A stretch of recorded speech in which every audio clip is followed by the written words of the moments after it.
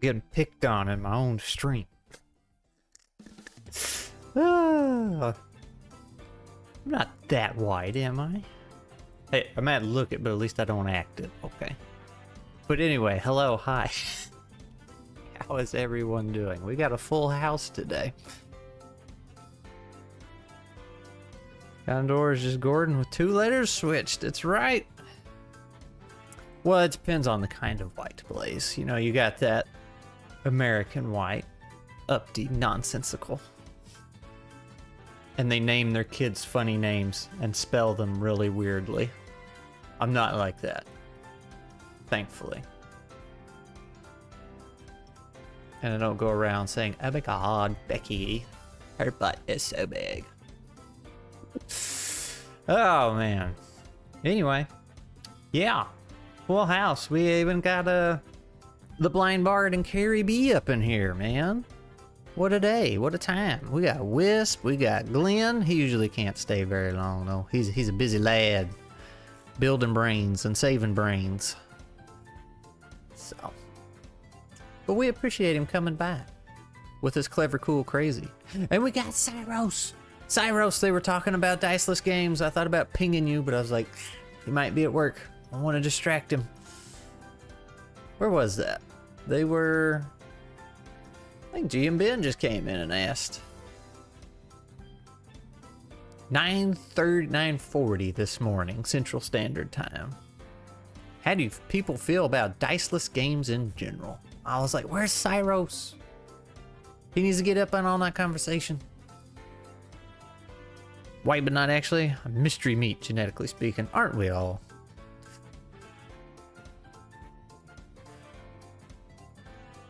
Mystery meat, my favorite. Oh.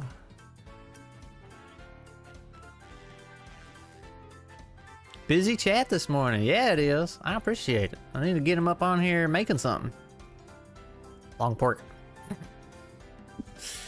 Oh, I still got Moss and Stone artwork from Corn Milk up here. What else do we have on the board? I didn't even really look. We got our some shot list. Oh, Ben, you're in the chat. Got your name on it. Actually, it doesn't, but we can make it. Now it has your name on it. We had a... Oh, it was Cyros. It was in the ttrpg channel. In the Squirrel Discord. If you just scroll up a little bit, you'll see the start of it. Or I can ping you in there. One of the two. Now you're committed to it. It's got your name on it. Here, look. We can do better. We can do better, good sir. We can just encapsulate. There you go. You. And let's see, Mustache, actually, he was talking then just a day or two ago about his Open Legend D6 stuff. So for those of you who don't know, Mustache does a lot of traveling, and I think he's going to be... Grounded's not the right word. Sounds like he's in trouble, but he's not going to be going anywhere for a spell, so he's got time to run some stuff and do some things, so I think he's going to be getting in on that. That'll be fun. I have played Open Legend D6 twice. It was pretty fun. It's got a really interesting initiative system, which doesn't sound like a big deal, but it's like a core feature of how combat works. It's super cool. I guess you could call it a core feature. I don't know. It plays a big role other than just, all right, where's your turn in this? It actually has a proper function and comes into play quite frequently. You'll be stateside. There you go. Stateside for a while. Was Mustache and Kenya like that? Yeah, that was one of the places he was in. I think he went there like a month or two ago, came back, and then he went back again, and he's just now... Like, he was sitting in the London airport when he was talking about Open Legend in the Some Shot, so... That'll be fun. Yeah, he does a lot of traveling. Also, I just noticed right before we went live that Peter's server changed their server icon. It's all weird looking. It's different. Can't have different. So anyway. Traveling the world is a key part of his work. Yes, it is. Spreading the good word and punching people in the nose. Or teaching other people how to punch people in the nose. Pop, pop, pop, pop, pop. Different. You're right. Revolt. Yeah, Blaze, when did he change it? And why? Now it's just not the same, man. TFE's in tiny letters at the bottom, and it's like a hand wrapped around tentacle and stuff. This is I need that big TFO logo right in the middle. TFO? TFE logo right in the middle. Yeah, no, Wisp. That was today, I'm guessing.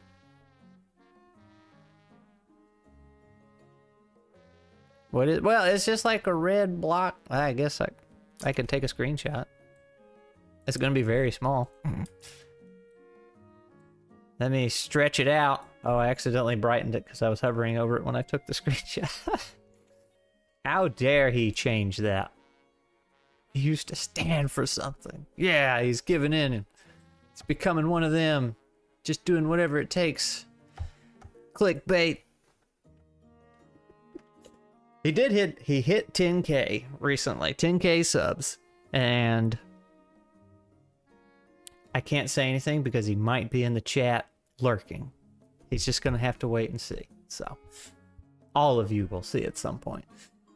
Just rolled out another small update to my game. I refined the lore. I've been working on world building, but I also don't want to bloat the lore too much. So that's kind of where I get lost.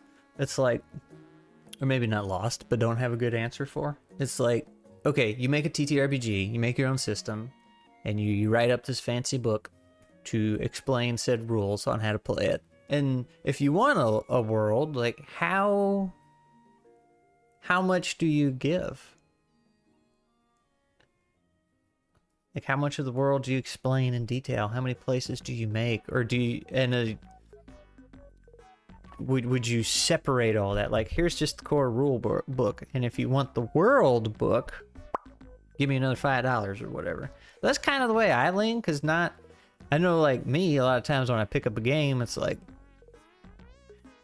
if I'm wanting to run something I don't particularly need, like that world and all its locations and stuff, but like if there's a few mentions in the manual, you know, some set up a vibe, like Wasted Worlds for EZD6, Mouse Ritter sets up a vibe, but doesn't have all the locations and stuff. You can do that, but like if you have all your locations and things like that, I almost feel like that should all be in a separate book for those who want it. That way, if you want it, you can get it. If you don't really want for it, you could save a few bucks and get just the rule book, or the rule book and the vibe.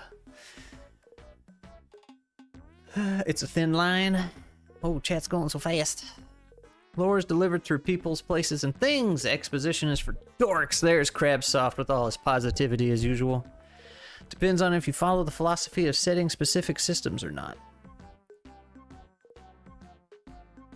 Depends on if you follow the philosophy of setting specific. Yeah, I got my one pager to work somewhat. I still got to do the layout and get some art and draw the map in the back because I've been using a bunch of domino pieces as terrain. Heck yeah.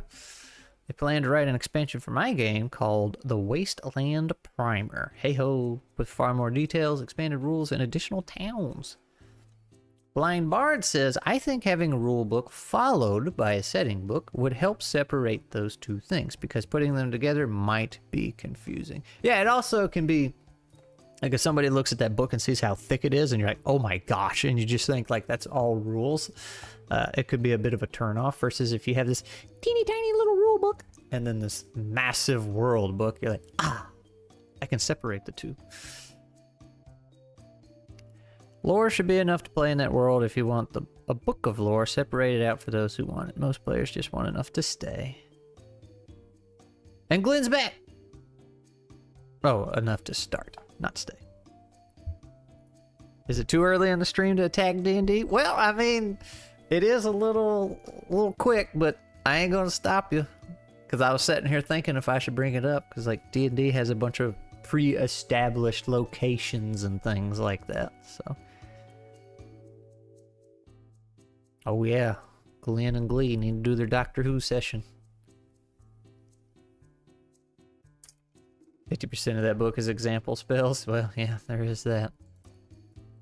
How come whenever I take a screenshot... Oh, wait. I know why that's dark.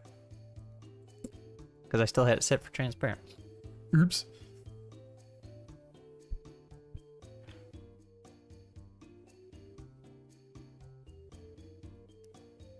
I found that some people get a bit confused by a standalone core rules book with a setting and then have a separate setting book, so no method for... Yeah, no, I believe that. Like, there's no perfect solution. I was just wondering which way the greater majority leaned. Lore informs the vibes, and the vibes define the rules, but you can get there independently from which side you start. It's a book of rules and regulations to torture players with.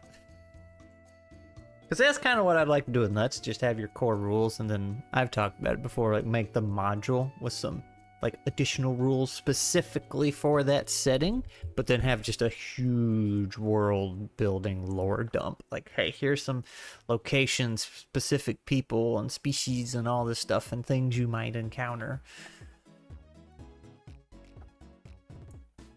The Magical Code of Regulations, a fantasy rulebook of spellcasting laws, arcane regulation, and magical compliance. Reads like a tax code on purpose. Oh, man.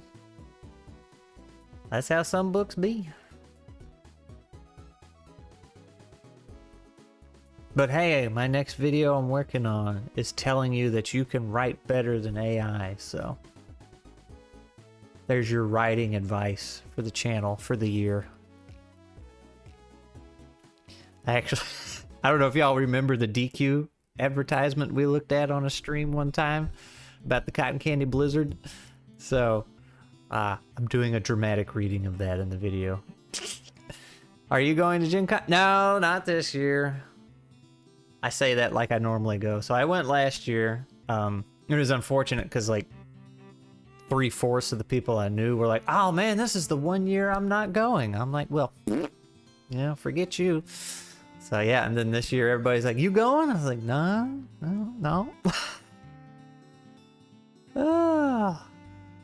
IRS got fireballs now. Oh. I was like, the only reason I would go to Gen Con again is to see people. Like, I would not go for the event itself. It was super fun. And it was wild to see that many people in one place and all the costumes. Like, I love just walking around getting pictures of people. Like, that was super fun. But it was also really damn expensive. Like, hotels are through the roof. And the only reason I went last year is because I had access to a free, very nice hotel room. So this year it would have come out of my pocket, and then that's like what, $600, $700, $800 a night for 4 nights in a row. I ain't doing it. It's just too much for a convention. So I feel like the ticket is very fairly priced though. I forget, it was like 130, 150 bucks, but that's like for 4 solid days of an event that I swear takes up half the city. So it's like, that's pretty fair. It's still a high price ticket, but that's pretty fair. I plan on going to playtest my stuff every once in a while. Yeah, so I was... Unless that's you. That's not you, is it, Proxies? There's somebody that's going to be running a game of Moss and Stone soon for a little group I'm in. But he's got a game he's working on, and he was talking about going to Gen Con and running it. He's talking about giving out free dice. See, Glenn prefers separate rules and setting books, but if your rules are short enough, then it's cool to fold them in together. And Bogman, welcome Bogman. It depends. A system like Nuts and Ice RPG are specifically about being modular, so it makes sense that the setting info is separate. Games like Dolmen Wood and Blades in the Dark need lore. Lore! And then Twice Dead said something in a foreign language. I can't read that. I might say something bad. Yes, Glenn. Open Legend is Great Mustache's system. You are correct. He didn't make it from the ground up, but he was there for a big part of it and then acquired it somehow. But Open Legend D6 is his doing, I believe, from the ground up. Cosmosaurs probably needs its lore. Heck yeah. Plan on going to playtest? Oh no, I read that. I'll make my the pilgrimage one day. It's quite the journey from down here. Yeah, it was I think an 8-hour drive for me, so it wasn't too bad. But I think you're down in Texas, right? So yeah. You're down there with a mustache. Glee's not even doing Adobe this year. We should go do a big old vacation with all this convention money we're Yeah, but see, Adobe pays for your Adobe convention. You usually get that for free or mostly free. Well, a mixture of Adobe and your workplace. Dolman what mentioned? Like playtesting might be better at smaller cons, but Gen Con great for promoting. Yeah, so it's 8 hours in a given edge of Texas.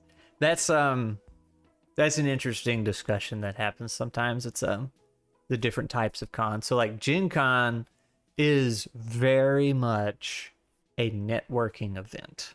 Like I was just saying, it's super fun walking around the event hall and seeing everybody and all that, but if you're like trying to get out there, get your name, or meet people, make connections, it is 100% a networking event, and like with fun things to do while you're there. Adobe just pays for the ticket. Well, that's a big chunk. And then yeah, your work usually pays for the flight and hotel room. So another solid chunk. But anyway, yeah, Gen Con, big networking event. I know there's people that go there to play games, but I feel like that's a small part of it in comparison, because there's so many people, like big names there, big names, middle level names, but then like business owners and operators too. So it's something. Not my scene. Like I don't like that. I don't like the networking side. Like Peter dragged us to I say dragged. We voluntarily went. You volunteer with him in return. That's true. Peter got us into like some closed off party that had like all these YouTubers there. Matt Mercer was there. I think Brandon Mulligan was supposed to be there at some point. Like it was this little closed off party, and we got in there, but it's like I hated it. I hated every second I was in there. It was so loud. I couldn't hear anything, and it was kind of weird seeing all those YouTubers in there. It's like, oh, I recognize some of these people. I don't watch any of their stuff, but like I recognize them. And man, I felt bad too, and I hope he's not lurking in my chat right now. What is that guy's name? He sits there. He's always like this in his videos, and he always has a suit on and like the bookshelf behind him. Brandon Durop, is that his name? Something Durop. He was there. Dude was short. I had to do a double take. Yeah, that guy.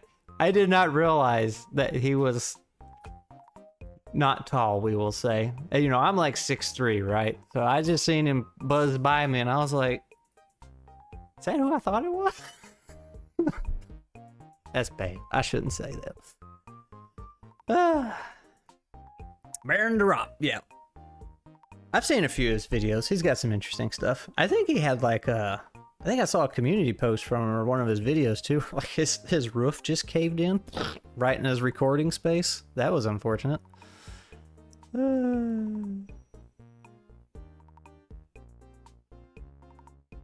He was, and I don't think, because like we were in this bar with weird steps, I don't think he was on a lower platform or anything. I just remember, but he was also swole, like he was been working out and kind of jacked, but which I also didn't expect, because he always has a suit on, right? And you can't tell. So it's like, dang, he's pretty fit. I'd rather play at smaller conventions so I can talk to people and hopefully it won't be very noisy. Yeah, so you were there at EcclesiaCon, Blaine Bard. So that is my two con experiences for TTRPGs. The biggest one in the country, I think, which is Gen Con, and then EcclesiaCon, which is, I don't want to insult Wes and say the smallest con in the country, but it was very small and homey and cozy. And I would absolutely go to EcclesiaCon again. Like, if you could pay my way to Gen Con or pay my way to EcclesiaCon, and I had to choose one, I would pick EcclesiaCon, because I had more fun at EcclesiaCon. I was playing games, I was mingling with folks, versus Gen Con. Yeah, there were some really cool sights, but there's a lot of times I was really uncomfortable too. Just too many people, too much noise. I also spent too much money at Gen Con. Too much noise at conventions. That's true. It's true. Tends to rock the hoodie at cons.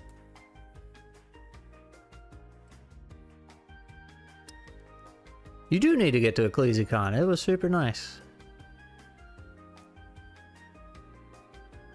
To hear something important, my boss got in a car accident. He won't be coming in for a week, but he is supposed to be relatively okay. Not his car, though. Uh-oh. Well, I guess they have car wrecks in Germany, too. Even though y'all have infinitely better drivers than we do.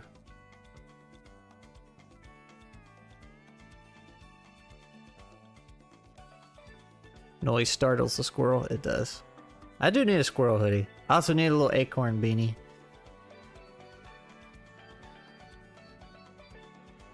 Be a crazy distance, but you'd love to go to EcclesiaCon? Yeah, it was a long drive. So Mustache is in Texas too, and he swung by, picked me up, and then we drove all the way to EcclesiaCon. But see, even with that, I would rather do that drive again and go to EcclesiaCon if he paid my way than the 8-hour drive to Gen Con.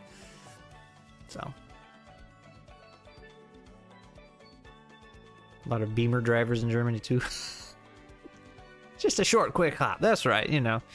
Just a hop, skip, and a jump over 2 days of driving. You got spare rooms? All right. Let's do it. See, Carrie B knew how to get on my good side. Like, the first time I met her, she brought me donuts. She brought me donut holes from Dunkin' Donuts. And it was like a mixed variety, too. There were chocolate ones. There were regular ones. There was one with sprinkles. Doesn't work on making the steps of Clever, Cool, Crazy easier to remember. Ayo, and follow with the ABCDs of 3C. Should go to Page. It's still so small. Yeah, so Blind Bard, Page and PAX are on my list. So instead of going to the same cons, I'm like trying to get out to different ones. Page and PAX are absolutely two that I want to go to because I've heard good things about them. I think PAX is the bigger one though, but I've heard a lot of good things about Page. So, that's right, Carrie's a bot. I forgot. You were late. You don't show up empty-handed. That's right. Yeah, she showed up to my game of, well, not my, Nuts is the game I made, but Dave was running it, and she was late. So yeah, Nuts was the first game I got to play at a physical table. Worked out perfectly. Later, Blaze. Krispy Kreme is like, great! Sometimes that's how it is. Like, just a cheap, rotten food is really good. Do bot Carrie's dream. Electric sheep. Want to go to PAX Unplugged so bad. Yeah. That said, that one and Page are on my list. PAX seemed like proper nerd stuff.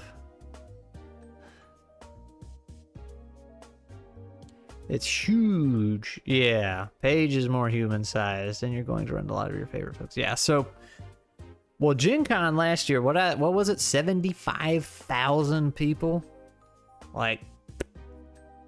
I don't think PAX is bigger than that, but I could be wrong.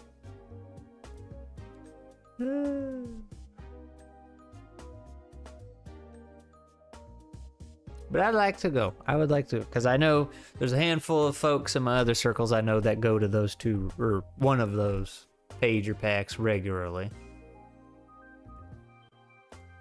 So, it would be nice to see some of them.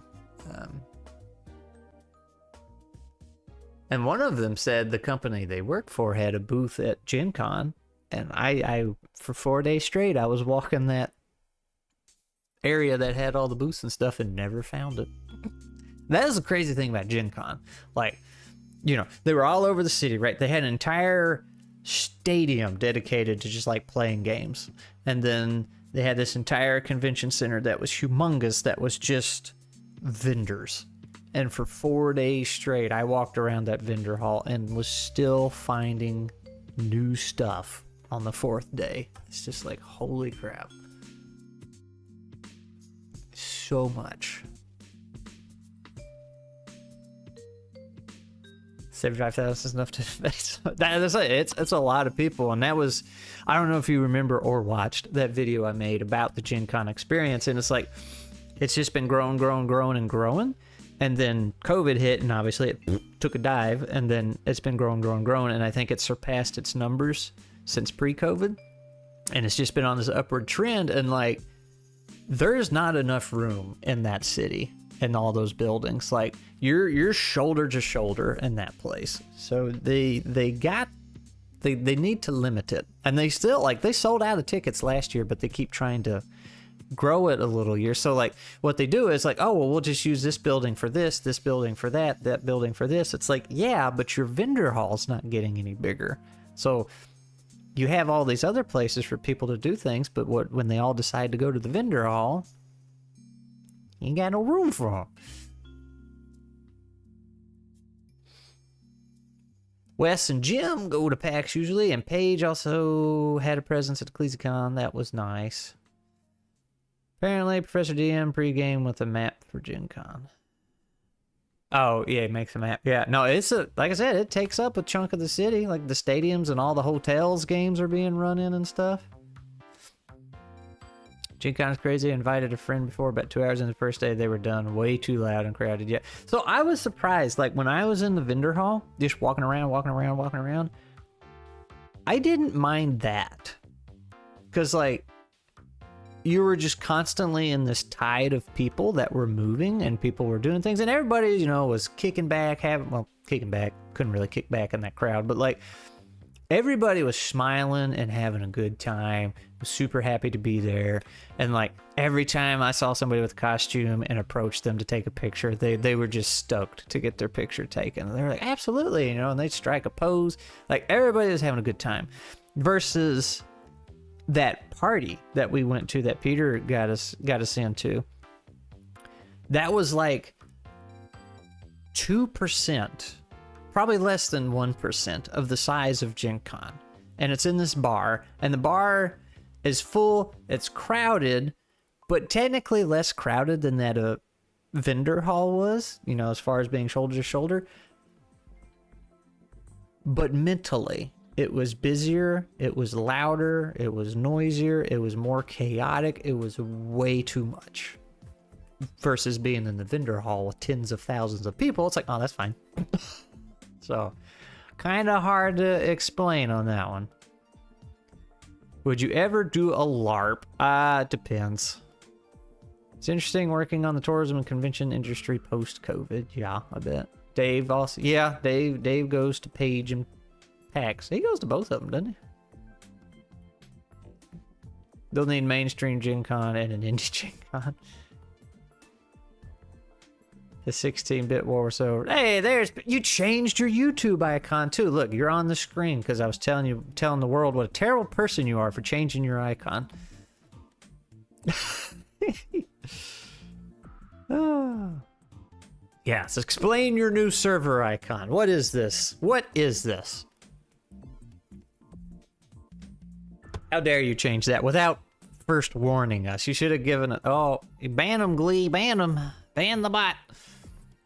See, before you change icons like that, you have to give us notice. See, I led my community up for like months saying I was getting a new Squirrel made, and then changed my YouTube avatar finally. I still haven't changed the Discord one. All the TFE stuff was placeholder for the last few years. What? Oh, you don't have Twitch open? Now you do. Oh, you didn't have Twitch open. You're supposed to be eating lunch. Well, I can ban them, but you already did.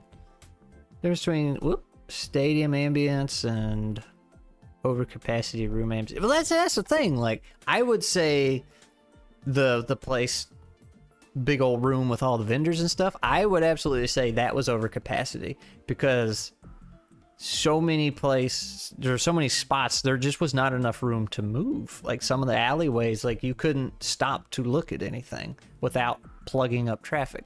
Versus the bar, yeah, the 16-bit bar or arcade or whatever, you could shuffle shimmy around, but like, it's just way more chaotic. I couldn't stand being in there, which is very counterproductive, because, you know, we were talking about how much of a networking this event was, and it's like, I can't I can't network in these conditions. I can't hear what anybody's saying. I can't understand them.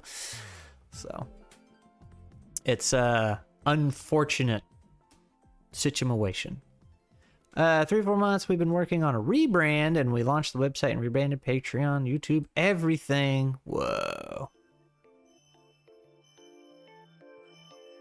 If he were upset about changing names as he were icons, I'd be 6 feet under. Yeah, well, you know, I wasn't that attached to your stuff yet, so you got it out of the way before it confused me.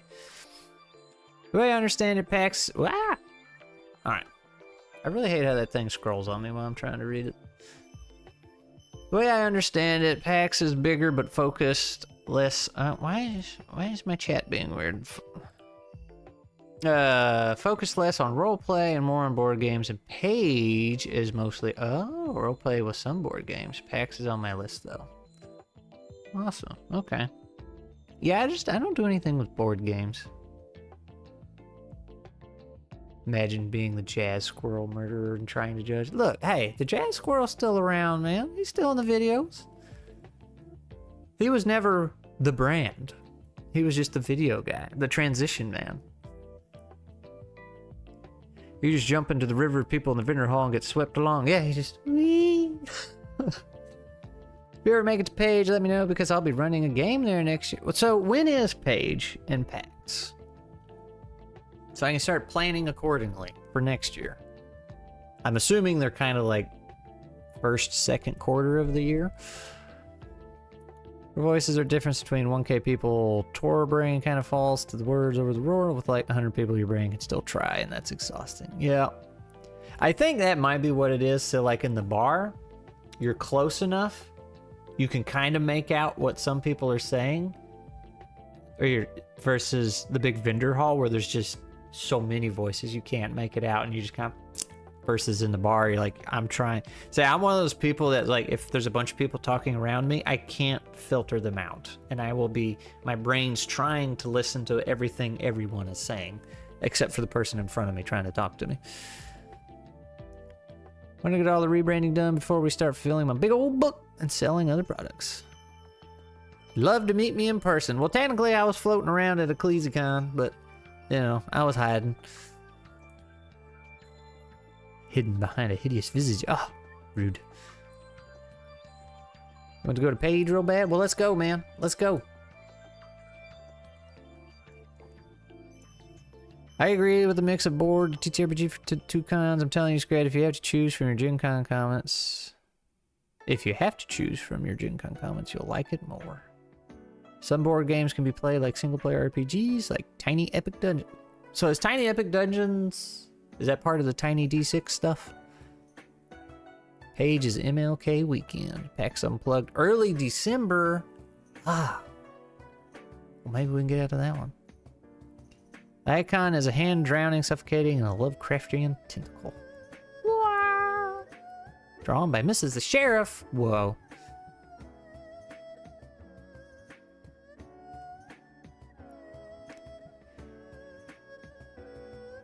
The dice vendor at EcclesiaCon. They did have some good stuff. I bought Glee a little notebook from them.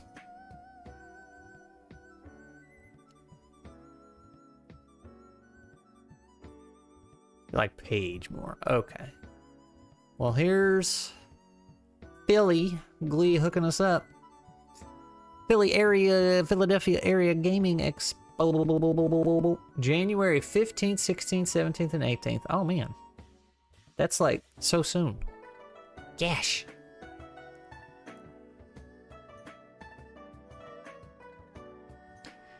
Tiny Epic line of games like Tiny Epic Galaxies or Tiny Epic Zombies. Well, I don't know those ones then.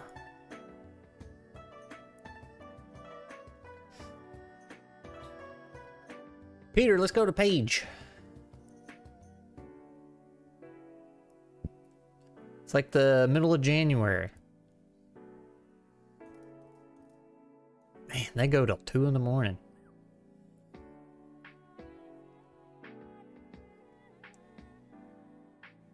Oh man, there's some on Kick now.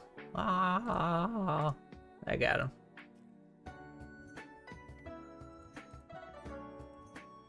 I don't even know why I stream on these other platforms. Saying, I don't have this problem on YouTube.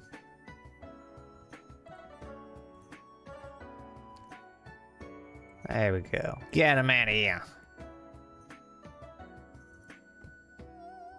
Well, that's an interesting comment. What's happening over here?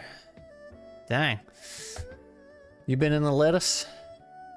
You're 45 minutes outside Philly again. Have spare rules. Hey ho. Might be able to make page if it's January. It's January. Watch stream on the toilet. Dang. Well. That sucks, man. I'll tell you. So let's see. I'd be ready to get to hang with you in person. Yeah, man. Play some clever, cool, crazy in person. Where is... Let's see. How far a drive is this? Maps. Coordinate and pick a con.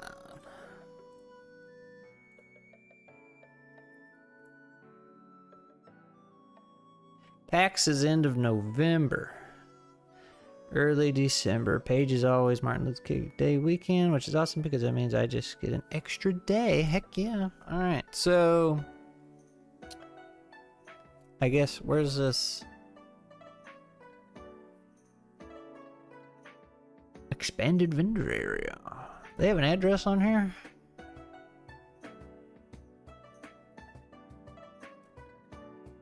Oh, here it is. Alright. So let's check the old map.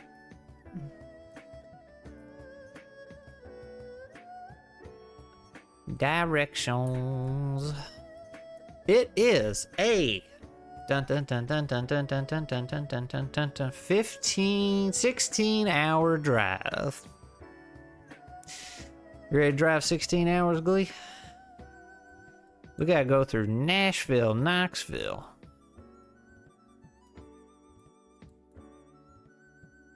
Whew. It's quite a drive.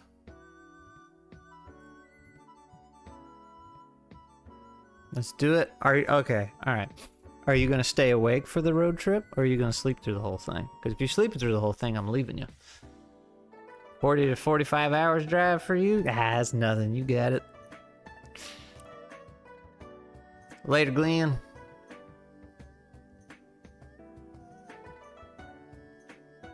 Lexa's telling me that PAX Unplugged is December 4th through the 6th. Man, that'd be like back-to-back cons. I guess I can't do that. So Paige is the one in January, right? So I'll do that one. Carpool with us halfway.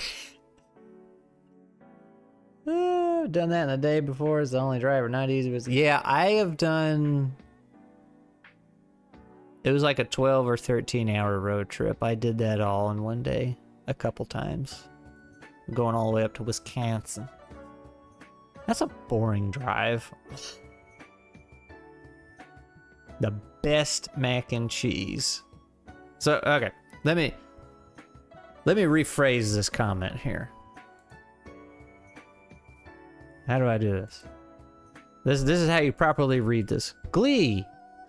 I will make you the best mac and cheese ever, I promise, said the northerner to the southerner. I don't know if I believe it, Carrie B. Of course, Glee is technically from the north, so she might not know any better. But she's been in the south for a while now, so she knows what good mac and cheese is and good cooking. Difference between Brits and Yanks is that Brits think 100 miles is a long way and Yanks think 100 years is a long way. Yeah, man. Carpool was a speeder. Throw you in my Camry. This chat is showing you. Colorado to Texas. Lots of flat. Only southern by marriage. This means... Whoop. I'm just saying, Carrie, my experience with northerners and cooking has not been great. It's just not very good.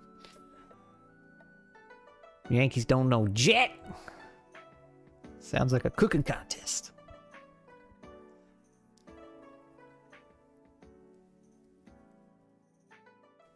The longest running rodeo in the country.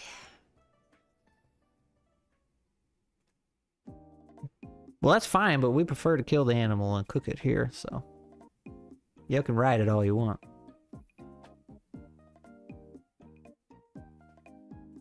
GalaxyCon. Not far. It's in September. What is GalaxyCon? GalaxyCon.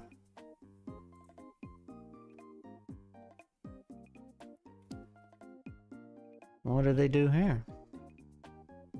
A festival of fandom with celebrities, artists, writers, voice actors, cosplayers, entertainers, creators, wrestlers, fan groups, panelists, and people like you.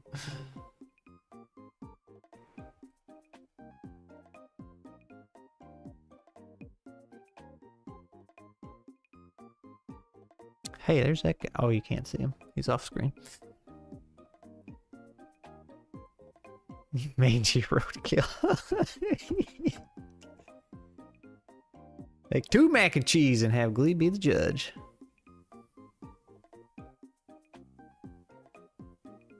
Your mom's chili is award-winning. Award-winning amongst a bunch of northerners that don't know how to cook? Congratulations.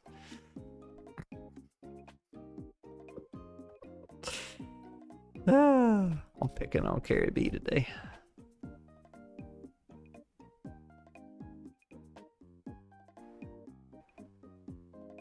Oh, Nashville, Tennessee. There you go. That's just a few hours up the way.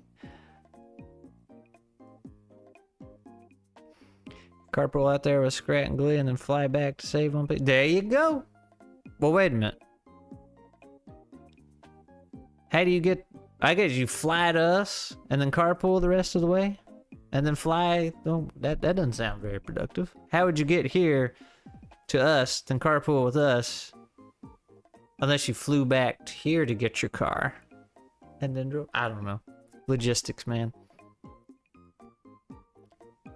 Gumbo would be good right about now. Rent car. There you go.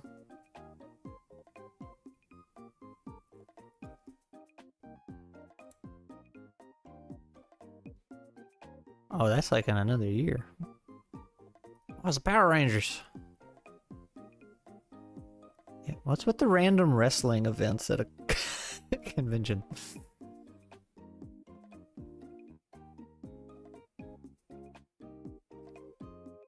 Fly to Tennessee, drive with the auto Philly, then fly home via Philly. I ain't driving to Tennessee from... Okay, okay. Alright. So we have to go pick you up from the airport. I guess we could do that.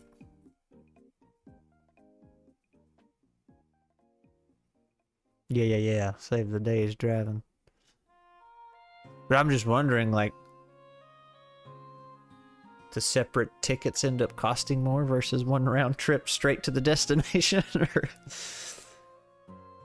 Wrestling is cool, man. That's the reason. Well, yeah, but like, wrestling and comics, did they like go together? Or nerd stuff, I guess? Are wrestlers secretly nerds? Did I not know that? You just missed the Tennessee one.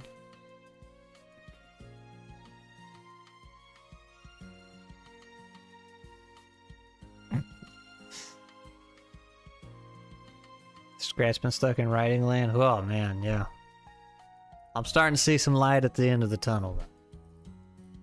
Until I trip and fall and realize it's way farther than I thought it was. But hey, I'll take it for now. So, playing it right, I could actually camp my way up through the east. You a big camper?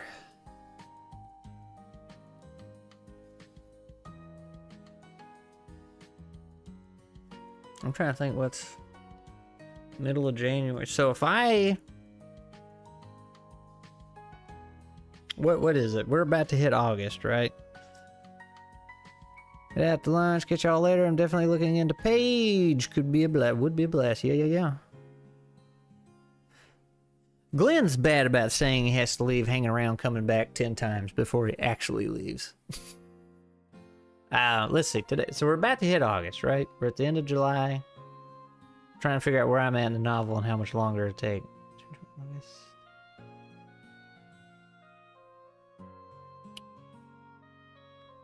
The way it would probably work out is while I was in PAX, I'd probably have a line or a copy edit waiting on me for the next book, which wouldn't be a big old deal, but because that's infinitely easier than the stage I'm at. So.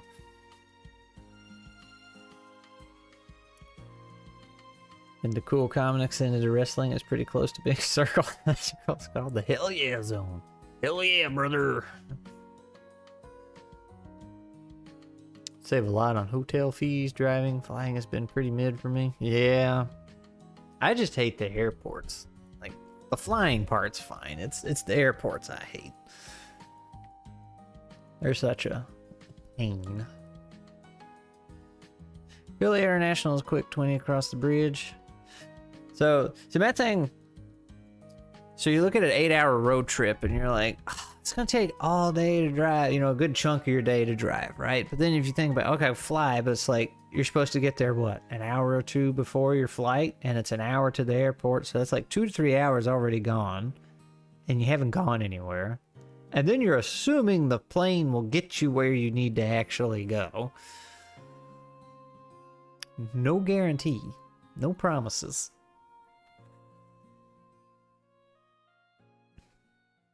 Had a plane I was in have a failure. It was minor, but I'd hate to have major. But the thing I dislike about flying is airports have zero incentive to get you where you need to go. They're just like, hey, if you don't make it, fine. Like, not in the sense you crash and blow up, but like, no, if we want to ground the plane for whatever reason, we don't care. Like, we're not, you know, if you miss a layover because it's our fault or whatever, we don't care. And we're not going to reimburse you whatsoever. We're not going to do anything to make your life easier. And they don't have any incentive because what I understand, there's some government funding and backing. So, like, there's no competition between the airlines because, like, if they screw up, oh well, they won't go out of business. So, 13 hours. Hated flying as a close second to my fear of the ocean. Oh man, I can't. Y'all know this. I can't stand stuff. I love swimming, but things in the water are just... It'd be a lot easier if I hated swimming, but man, I love swimming so much. Pals and I are driving to somewhere. Uh-oh. Why does my chat refresh like that? I hate that. In October and taking it slow over a few days.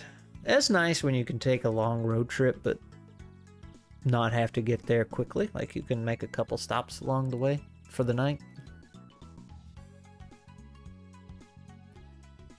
Usually doesn't work out that way though. I've gotten to do that a couple times and it's pretty nice. Last time I did that though, that was back when Airbnb was not new, but it was still in a good spot before people started trying to be millionaires off of it and all the rules changed and they added all these fees to where you might as well get a hotel room. So I like the Philly airport, but a lot of people are less enamored, having tech difficulties for connecting for telemedicine, so you're stuck with me for now. Kansas! Still mad about the insults to my Mac. Woo! 22.5-hour drive, passing through Knoxville. Well, hey, if you're passing through Knoxville, like you're probably gonna pass through Memphis and Nashville too, right? So you can stop by and wave. I won't let you in, but you can wave.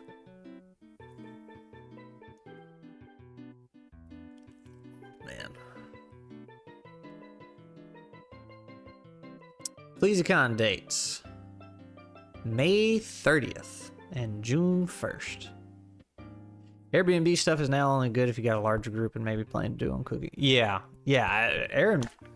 The few times I've looked at Airbnb, the past few times I've looked at it, it's just like I could get a hotel room for the same price or cheaper sometimes.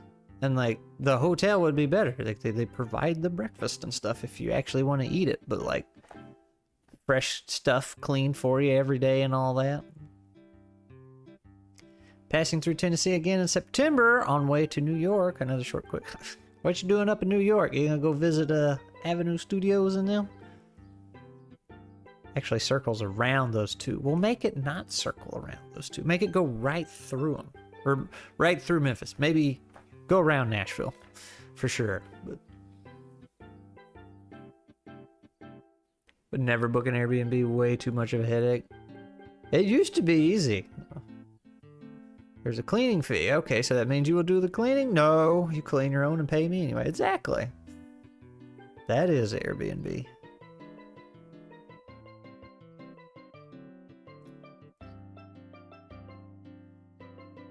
Hitting up the Avenue Studio peeps. Well, that's nice of you.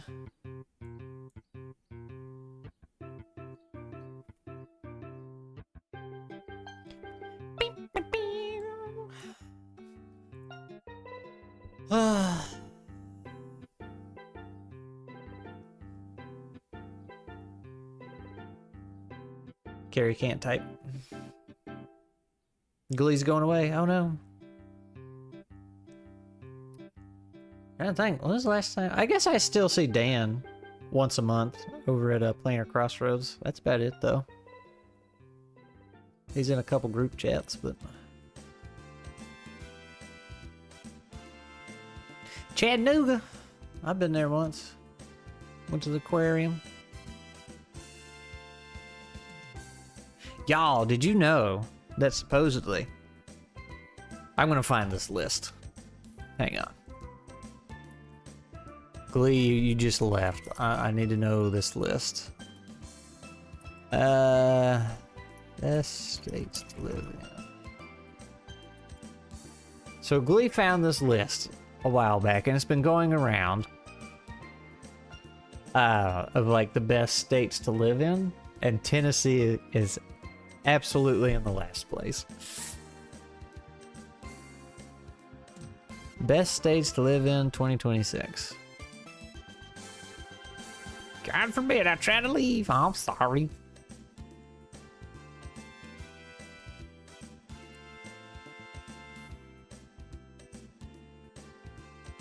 Okay.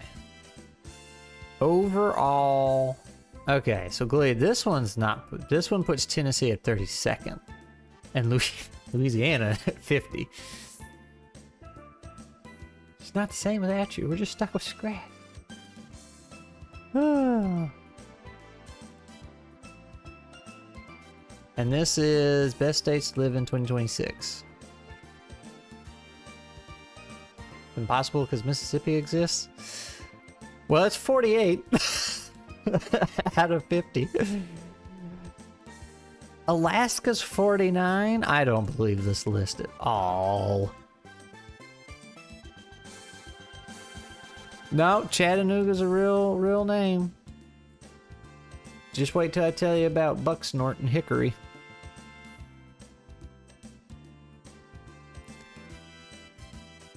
Man, Alaska's 46 on crime and correction, 45th on economy, 49th on education. 36. I don't believe that about Alaska. It was my hopes and dreams. All right, here's the one from Glee. America's 10 worst states to live in for 2026. Arkansas, I can believe that one. It's just so redneck up there. Oklahoma, Alabama, Missouri, Utah, Georgia, Louisiana, Indiana, Texas.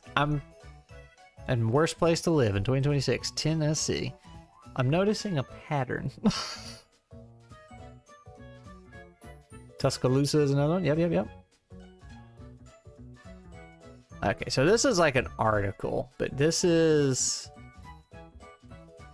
some kind of chart. Here, let's just... Y'all can see most of it. It is a real place. It is. Chattanooga is like 6 hours from me, I think.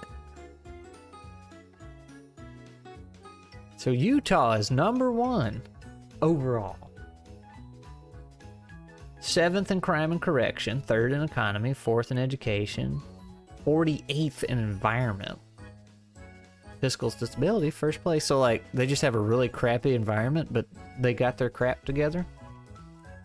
Who has the best healthcare? Hawaii. I don't know if I believe that. Massachusetts has second. Connecticut has third. Rhode Island fourth. New Jersey, Maryland, California, New York, Colorado, Delaware. Walking away. No, wait. Come back. The U.S. isn't a real place. Might as well not be.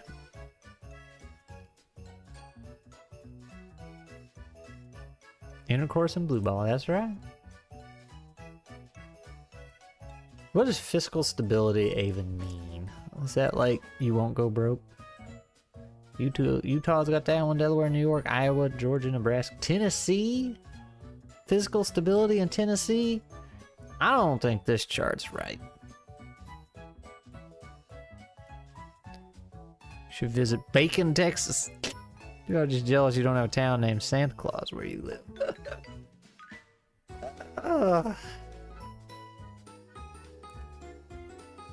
Alright, who's got the best crime and correction?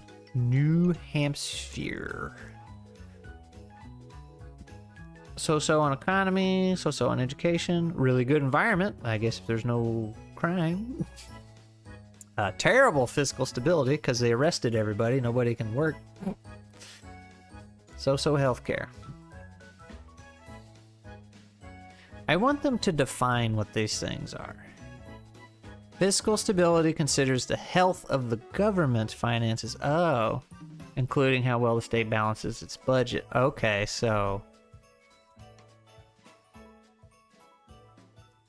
the place with no crime has terrible government spending.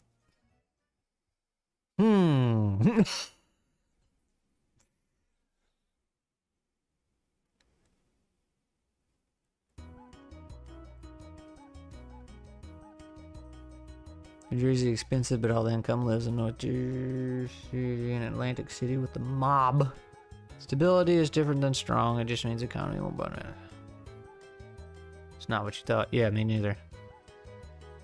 Worse is nothing. Wow, that is something. So, okay, so what is infrastructure? Is that transportation, availability, road quality, communications, and internet access? Okay, opportunity includes the cost of living. Housing costs and gender and racial equality. Okay. Natural environment includes things like air and water quality. Okay. People can access healthcare. Economy has to do with economic potential, including measures like job growth, population. Okay. Okay. So we want... Dang it, which one was it? Opportunity. Where is opportunity? It's over here. Alright, who's first in opportunity? Vermont. Very low crime. So-so economy. Pretty good economy. Pretty good education, I guess. Pretty good environment. Terrible government spending. Great infrastructure, though. So-so healthcare. Vermont, or Iowa. Huh.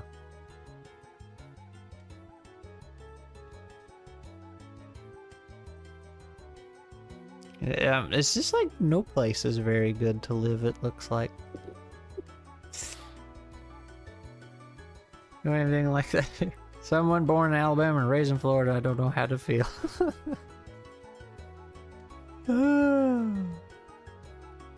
But see, that's the problem too. Like, states are pretty big, right? So you have, this is what me and Glee were talking about. Like, if right where we live in our county versus the very next county over, two wildly different places. Like our electrical grid here is super great, super nice. Like, if anything happens, they're on it. Blah blah blah. Very good, very reliable. The next county over, notorious, infamously bad. And for being a joke of a public service. Not to mention the crime is through the roof in the very next county over. Like, it's just two completely different places. Same state, though. Late stage capitalism, the wild world is on fire. That's right. I can read good, I promise. When you have a state, you can cross an hour's road maintenance. Isn't that crazy? That's the thing about Tennessee. Like, you can go top to bottom in no time, but going from west to east on it is... That's a day's journey. It's a very pancake state. Oh, is that what this is? Twilight Princess? It sure is. Bamboo Island. Looky there. Our country is the poorest in the state. Or our county is the poorest in the state. So we have the biggest landfill and the nuclear power plant.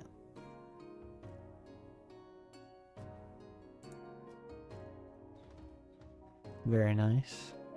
So what's Tennessee got going on for it? Population is growing very rapidly.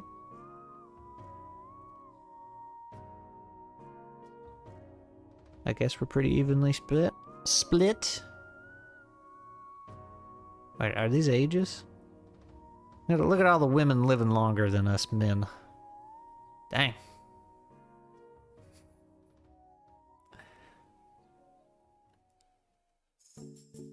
I say it's really even split till after 70. You start to notice a bit of a difference. The next Toxic Avenger. Little war zone with the natives, and we're the poorest province in the poorest region. But we don't smell like piss. Very good.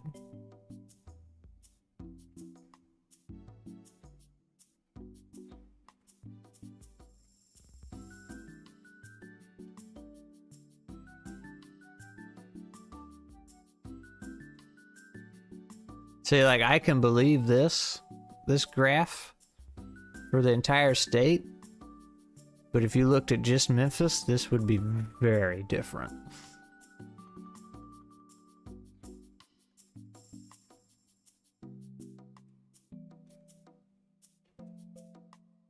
Economics and income.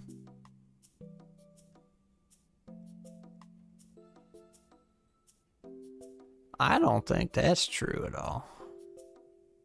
Oh, average income. Yeah, okay. That makes more sense.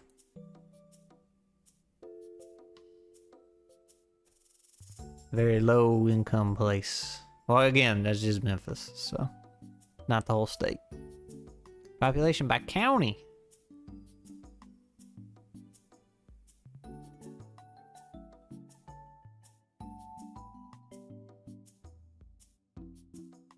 "300 years after last of kin can be found before the state can claim it." That is pretty nice.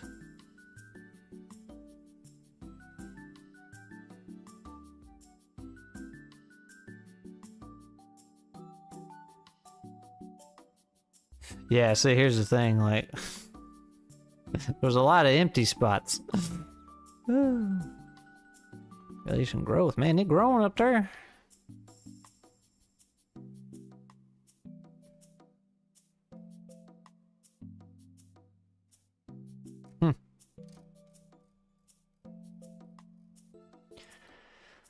Well.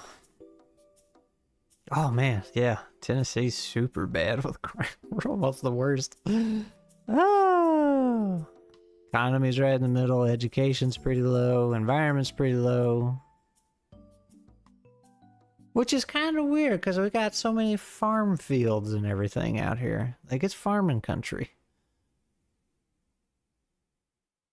Our fiscal stability seems way too high. Healthcare's super low. That sounds right.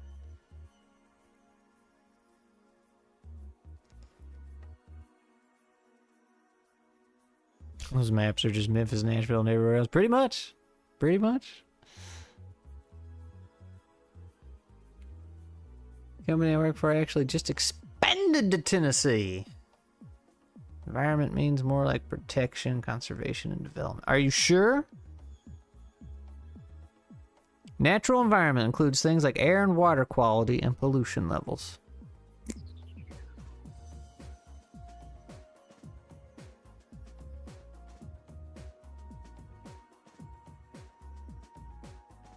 But it's just called environment there.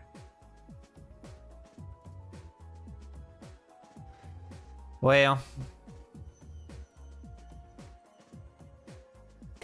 Sounds like I just need to move to another country, I guess.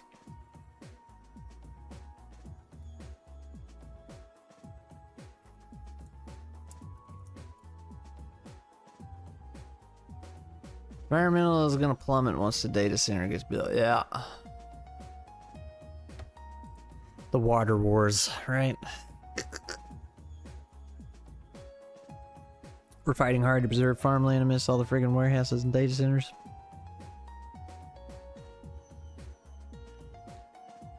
Wife and I discussed Western Tennessee as our dream retirement location for a while. She's from Asheville. Hey, I know that place. And we love the Smokies. Yeah, those are nice.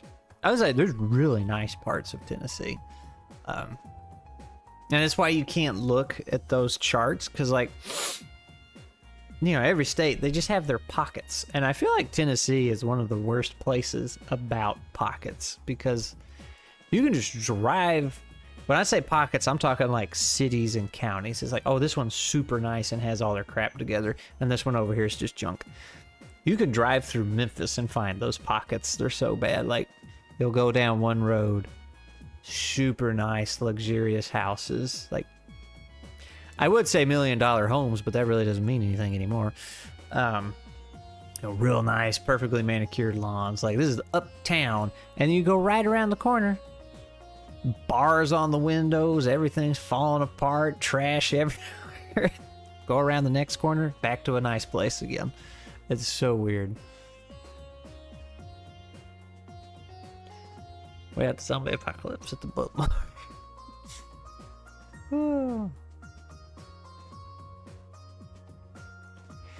We got married on the border at the end of the Tail of the Dragon. Hey, I never took my motorcycle out there. I wanted to, but never did it.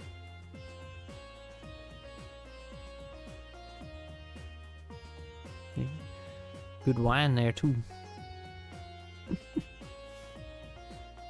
Tail of the Dragon.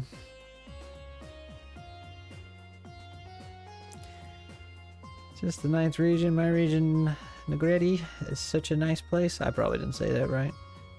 Oh, I'm not going to say that one right either. It's almost constantly on fire, and so is the other place. I can't pronounce things twice, dead. I can't do it.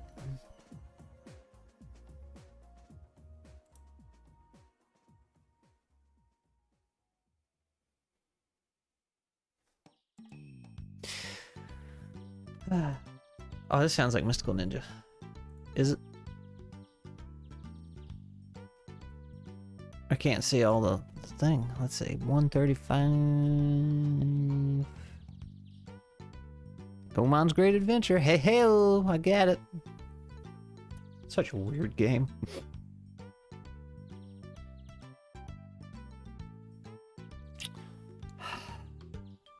So anyway,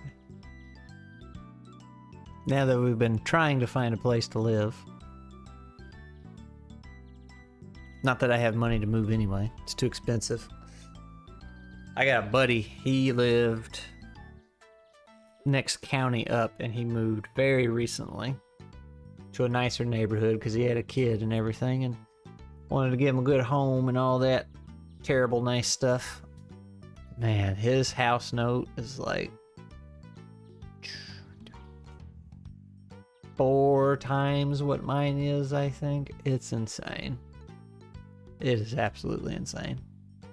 And not because, like, his house is that... It's a nice house, and it's a nice place, but, like, it's just things are that bad right now. I don't know how he does it. I don't know how he does it.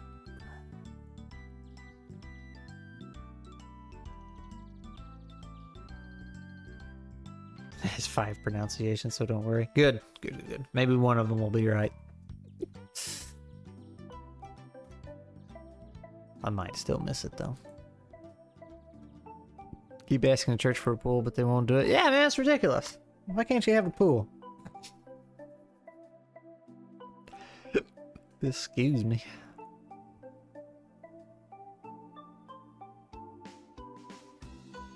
I need y'all to find me the perfect font for a Squirrel Plays. And I probably just gave Glee an aneurysm when I said that, because she found 1 or 2. Mass baptisms. There you go. Everybody just jumps in all at once. Oh, there she is. She's gonna yell at me. Oh God. Here it comes.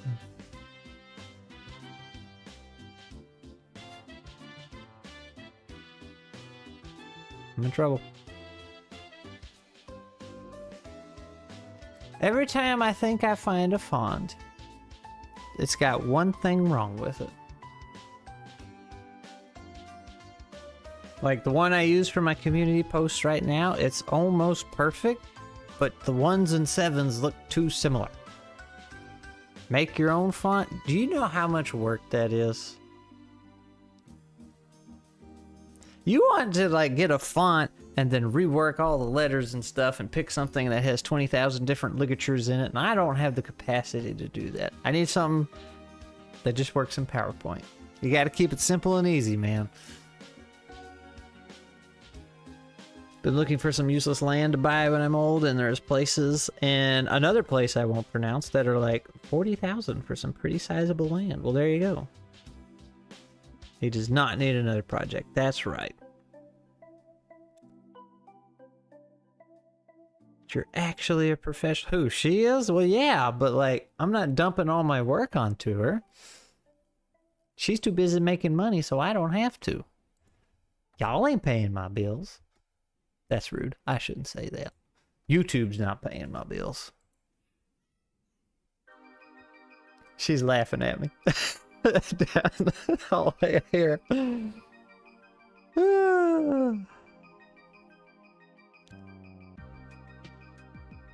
Save it in Canva as a JPEG and put that in your PowerPoint smart.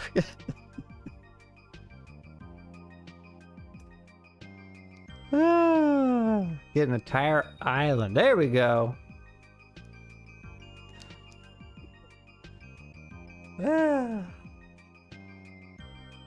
I mean, I put her to work good enough as it is, but I don't pay very well. Matter of fact, speaking of paying people, so the guy who makes my squirrels, or the few squirrels I have that I use repeatedly, I got him on a new special project.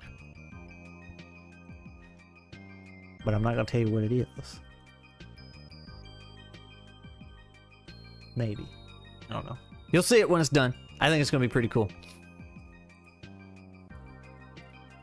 I think it's going to be great. I'm excited to work with him again. I'm also really want to get him on some games because, you know, when we first started working together, he's like, oh yeah, you know, I really like ttrpgs, but I'm stuck in this 5e group, and, you know, I have all these other games I keep buying, but nobody wants to run anything other than 5e, and he's like, I'm not confident in my abilities enough to run something else.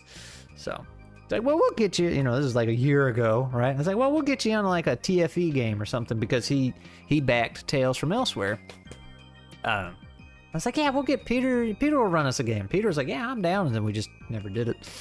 So but we were talking again about it. I really want to get him on, play some games, and I was like, how do you feel about streaming? Because like, I feel like the fine folks at YouTube would like to see the man who made the squirrels. And he's like, well, I mean, yeah, I just might get a little self-conscious about my English. Like, apparently English is his second language, but you would never guess it. So I don't know what he's worried about, but I can understand.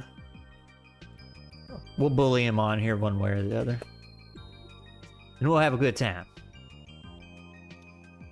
But I bet you still haven't taken her out to dinner. Actually, we just went out and ate entirely too much cheese at the Mexican place last night.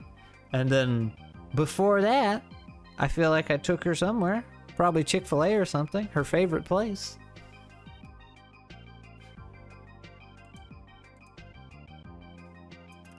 And now she's chewing me out in my DMs.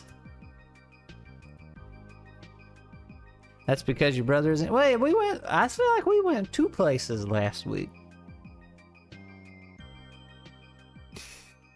Look, man, I can't remember everything, corn milk.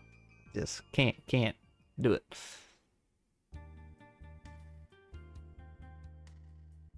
We got, I don't even remember where we went. I know we went out twice, and we were like, dang, we're gonna be going out again when my brother's here. And We're gonna be going out tomorrow night too, aren't we? Or Thursday night? I think Thursday night.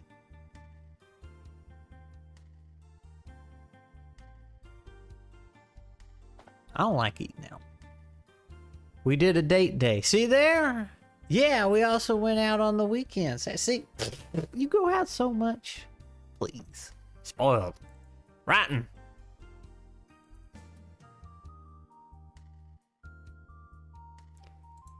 Spoiled rotten.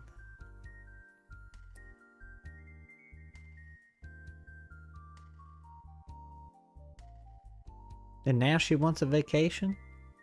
You got books, that's right. Took you to the bookstore, took you to the mall, took you to Olive Garden, which sounds like a cheap thing to do, or lame, but she really likes that place, so. It ain't cheap. But it does sound kind of, that's like the white person thing. Blaze isn't here anymore.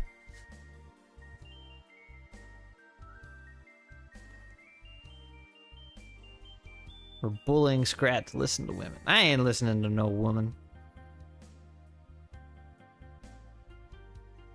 That's still my favorite part of Red Dead Redemption 2. I think it's the online side of it, because like it has its own story or something. And it's these two guys in the cart just going down the road, and he's like, I don't like them women learning to read and all that.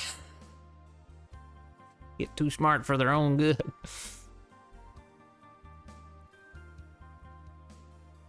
Then you don't get no mac and cheese. Oh no.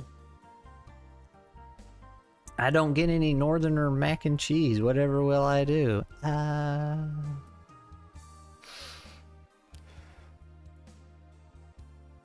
It's gonna turn out that Carrie B's actually like a phenomenal cook, and I'm just insulting her constantly.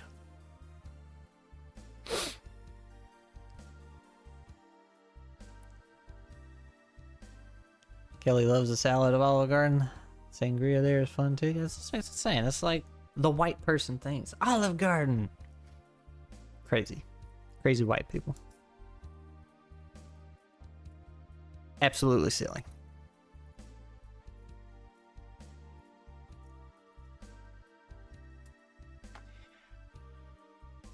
Oh, I was gonna do something, then I forgot what it was. Cracking your ability to run a successful marketing business while not being able to read is really impressive. Kraken can't read? What? I didn't know Glee couldn't read. Did I miss something?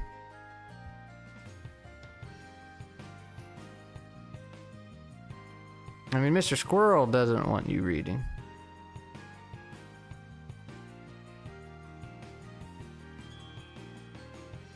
Oh, the Red Dead Redemption 2 thing.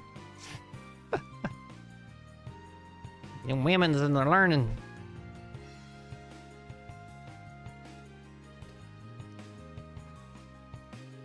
Flurry with 3 master's degrees. I've heard every male complain about women folk doing that learning. Very Scrat scenario. Name of the game is Clever, Cool, Crazy, not Crazy White.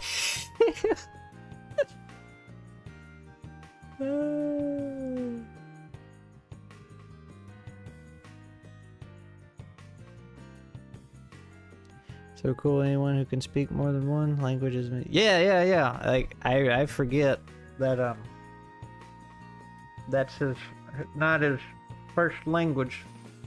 You can't tell.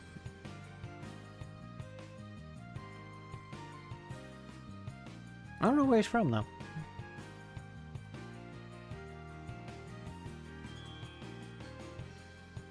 But I'm anxious to see, excited to see what he comes up with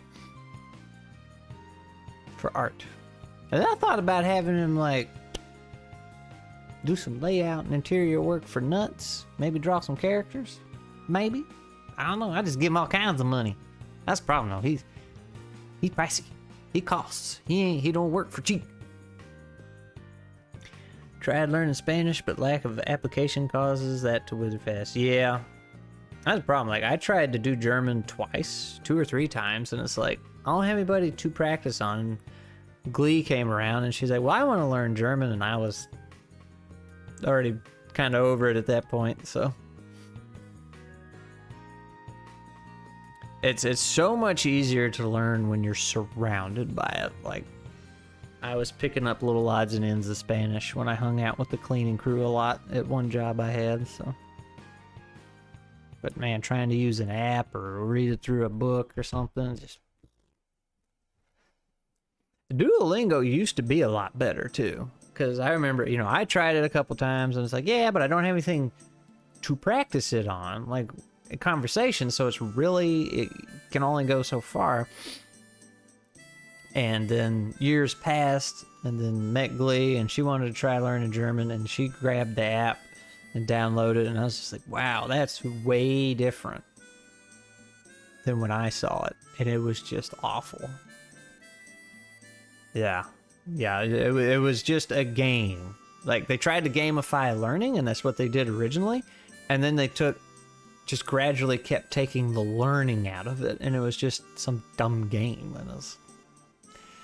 So yeah, 2 years. She had like a 2-year streak on Duolingo and learned absolutely nothing. I mean, a little bit, but for the amount of time spent, like, it should have been a lot more. Took French because my older brother was the German teacher's pet.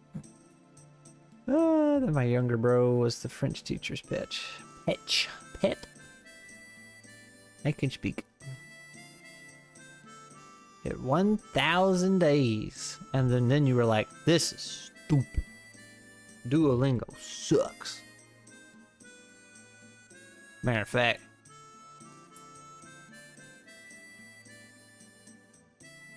Good God. Alright. How do we...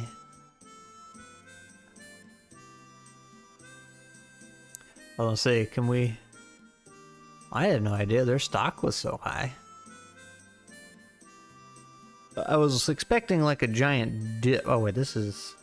Okay, I need a larger... Now we got a longer... When did they do the AI thing? About right here? Is that where that happened? Good Lord, their stock got up to $400 almost. That's insane.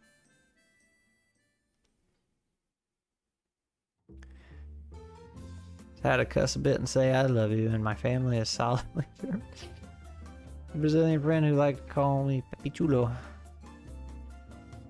Duolingo for Spanish, but it wasn't as helpful. So there's another one called Lingo Deer or something like that, and it was pretty cool, but it's very limited languages in it.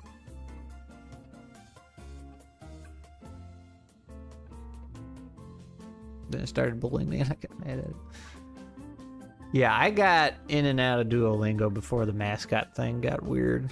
Like, all the memes of it coming to get you.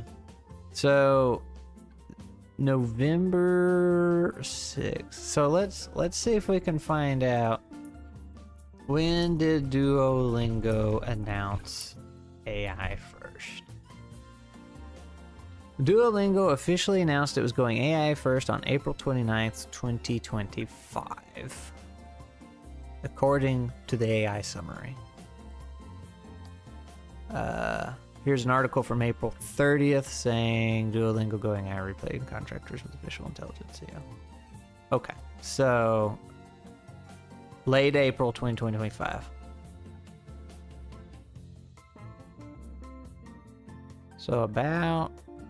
Oh, okay, so they were doing their typical bloop, bloop, bloop, bloop, bloop thing, and then they made that announcement, and then they took a hell of a dip. Well, a bit of a dip.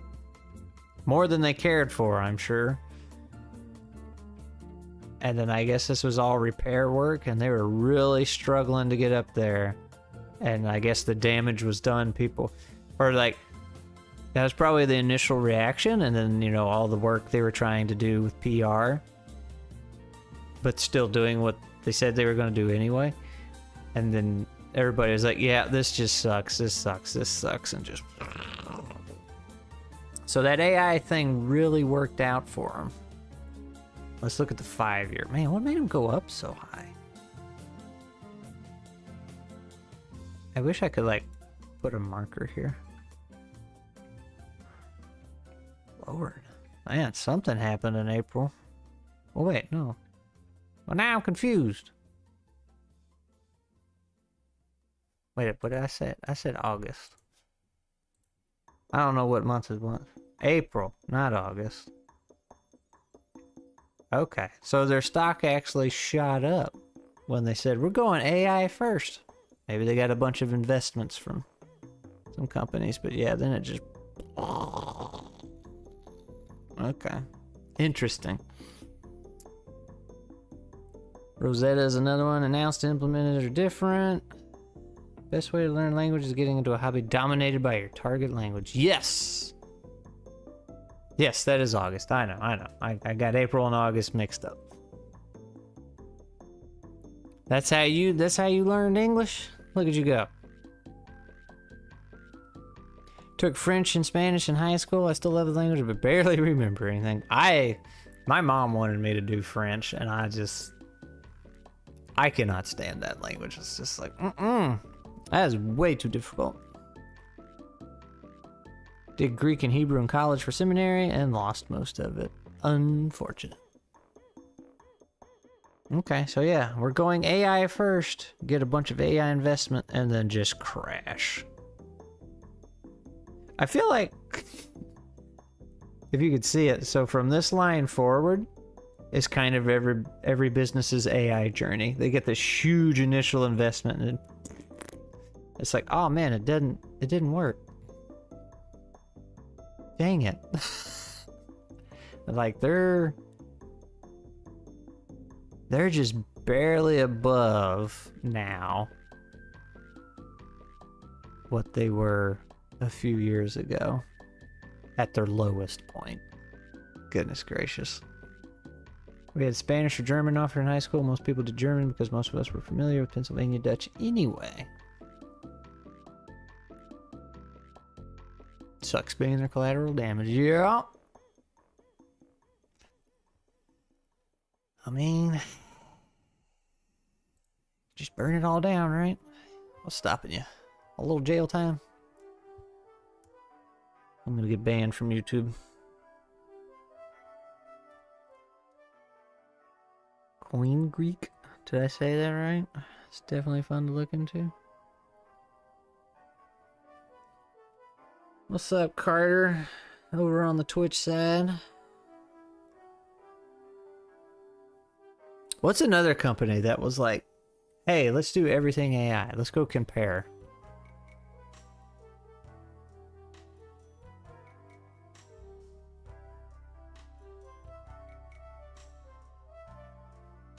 And knowing Hebrew would help me a lot a few months ago. Koine.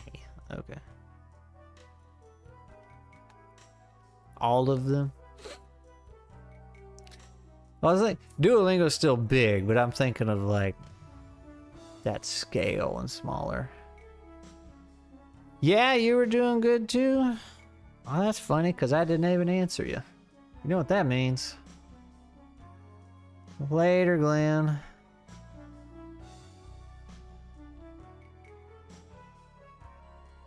Glee, you know what to do.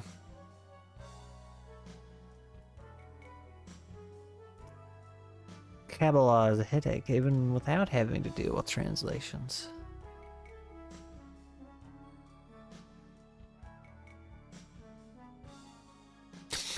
Now she's just gonna mess with it. It's a bot, Glee. It ain't nobody.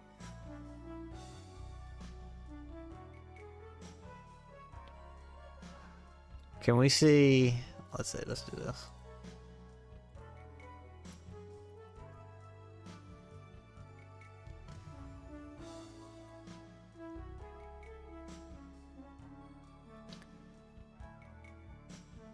There we go. Well, I think Microsoft is doing okay.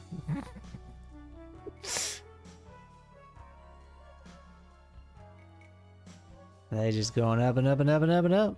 And then they took a bit of a dip. Is that about when Windows 11 came out? It was forced on everybody.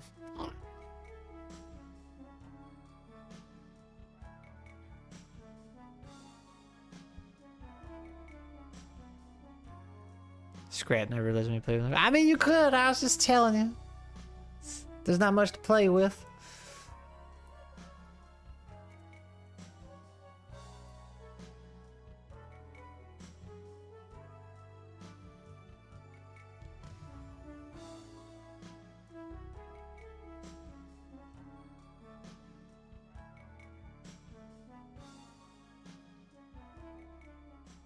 When was Windows 11 forced?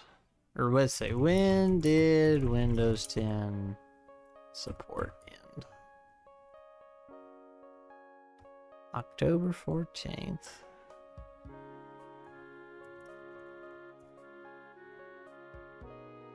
Oh.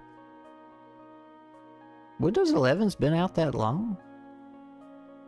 5 years?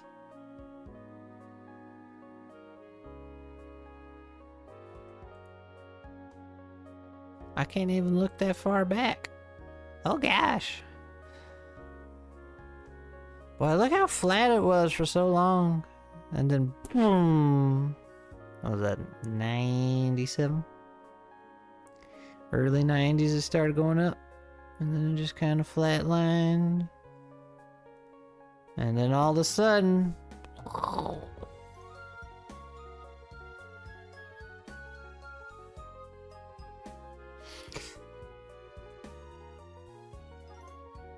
Macro fellowship instead of me studying Gnosticism. Talk about a trip. No one wants to adopt it after 5. I'm surprised it's been out that long. I didn't think it. I guess it was out. And then there was like that mandatory. You're gonna have to switch. Which came a couple years later. So that's why it feels like. Because that's when everybody started moving to it and realized how awful it was. So that's when it feels like it came out.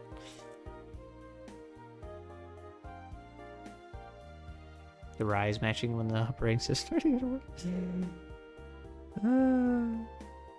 Yeah, well, let's see. I guess the curve technically starts about 2014 somewhere. And then it just goes up and up. It starts getting real steep real fast, 2019. Well, okay, yeah, I guess 2020 COVID and everybody. I don't know, would Windows been affected by COVID at all? Would that made people buy more computers? I guess, because they're all home doing remote stuff. Yeah, it took a solid dip in 2022. And then up and up and up and up and up and up and up and up. What's Duo look like lifetime?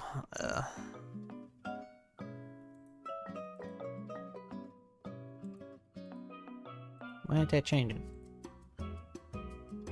That's all I got?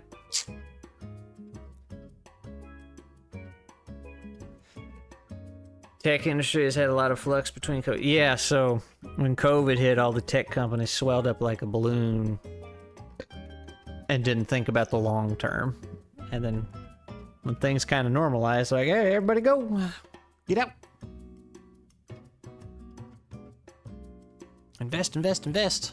That company said AI.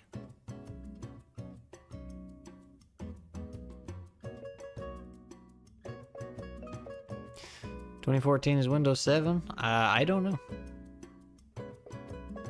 Probably the last solid version. XP was the real champ. That's what everybody says. Honestly, I miss Windows 95. I don't miss Windows 3.1. I did use that one. 95 was the cougar in the background, stepping up on the boulder or whatever. That was 95, right?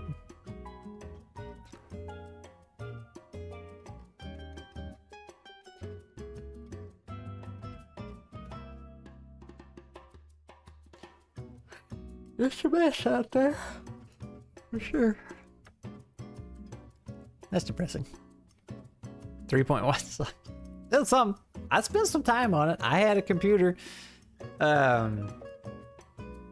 Yeah, I had an old computer as a kid that I used. I had Commander Keen on there. I had Word on there. I remember Word on Windows 3.1, and man, I wrote in it a lot. So that's my chief complaint with Word. Is like, you know, a lot of people make memes and fuss like, oh, Word's so bad. You know, you put a picture on here, the whole thing blows up. Blah blah blah blah blah. It's like, I don't have any of those problems. I still use Word every day. My biggest complaint, it pretty much looks the same as it did 30 years ago. And I've been looking at it this whole time. It's like, I really wish I had some theming options so I have something different to look at. You remember MS-DOS? Heck yeah, man. You want to read ye old scrat writings? Oh, no you don't.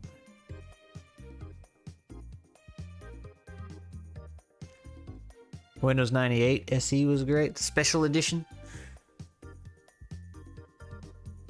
XP was pretty good. I mean, I did XP. That's when I got like my own computer. I went off to a school, college.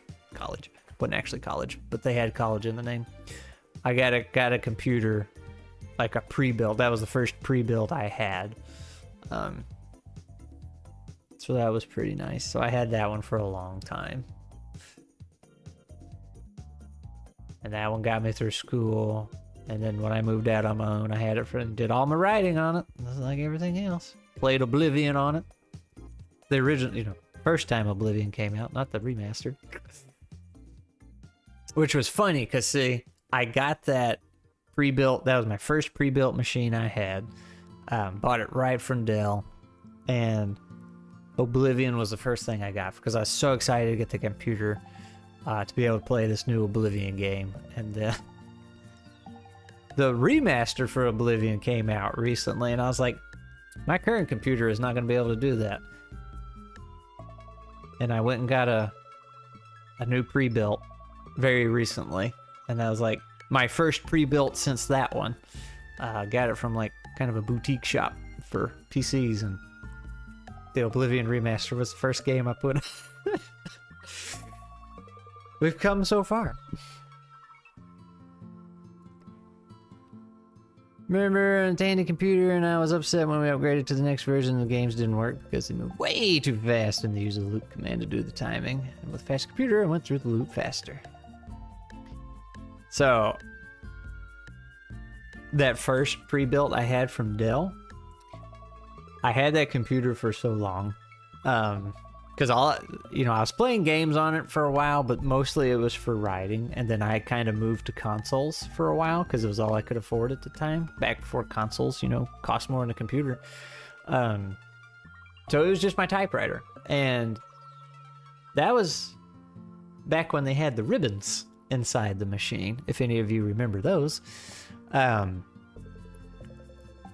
then I finally got rid of that computer, got another one somebody had built themselves and was selling it off, and I got that, and it was real nice. And I had it for a while, and like somebody had a hand-me-down GPU or something they were gonna give me. They're like, oh, you can just plop this in, give yourself a quick free upgrade. I was like, oh, okay, cool, thanks. And then I got the GPU, and I came home and opened up my computer, and I just stood there staring at it. I was like, where are all the ribbons? Because we don't do that anymore. But it had been so long since I'd seen inside of one. I was like, oh my gosh, this is so unfamiliar in here. Been trying to catch up with gaming because my old PC's trash. Blasphemous and Ultra Kill are fantastic games, except for Ultra Kill's last few chapters. Those stink. I have that game. It's a game.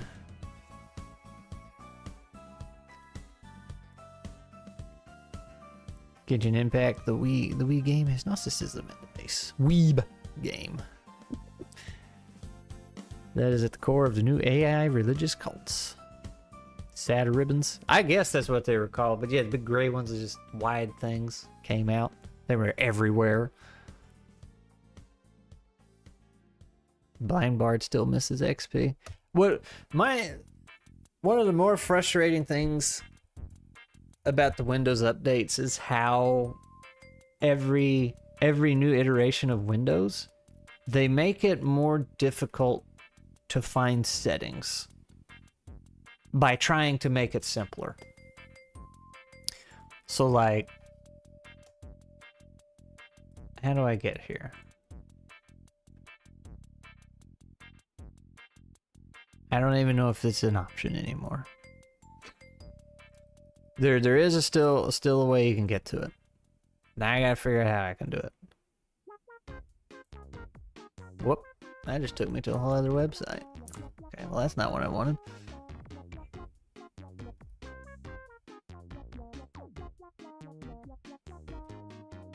Well, I rest my case. I can't find, like, the options I want.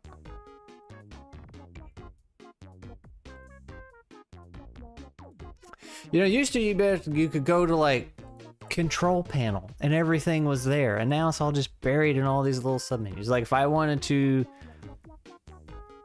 work on my microphone or something, control panel, audio, recording options. Like, that's all you had to do. It was so easy. And now everything's buried. And I swear, you can have Windows 11 or 10. 10 was just as bad. On 5 different computers, the menus are different on every single one of them. As far as the steps you have to take. Like, every installation seems to be different. It's so weird when you try to do basic things like that. Like, I miss being able to right-click on my little... Or maybe I can do it here. Nope, that doesn't do it either. Dang it. Used to, you could right-click on your little speaker down there in the bottom right corner and be like, open volume mixer or whatever, and that was like all your options. And it was still the old menu for the longest time. And now you can't do it. Now you get it. It takes you to this, you know, modern style thing that has next to no options in it. This old man screaming at the cloud.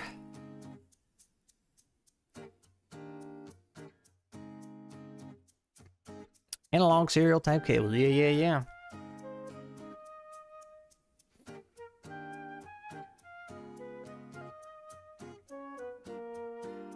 Now they make it harder to find settings. You can't change them. They're just data farming now. So you can pretty much. That's why you can pretty much get the OS for free. They don't care so much. Yeah. Google's calling me made in this. Like recipes today, boyfriend ads. Oh no, they gotcha. And you know, I know they keep saying they're stealing all our data and everything, but golly, Google, I swear, couldn't tell me from a brick in the wall. Supposedly, they're getting my, every time I send a text or type anything on my phone, they're collecting all that, but for some reason, it still can't figure out how to spell the city I live in. 20 plus years of collecting my data, and they still can't figure it out. Bring back some of the old menus because a lot of them are still there. Shoot, I still need to upgrade this gun. So Windows 11, keep putting it off. Yeah. I got a little mini computer that I do my recordings for my videos. It's still Windows 10. And even though it's like this pretty old, low-powered mini computer, it's so much faster. It's just doing basic Windows things, like opening Windows Explorer and looking through your files. Like when you hit the button, it actually opens. It's pretty wild.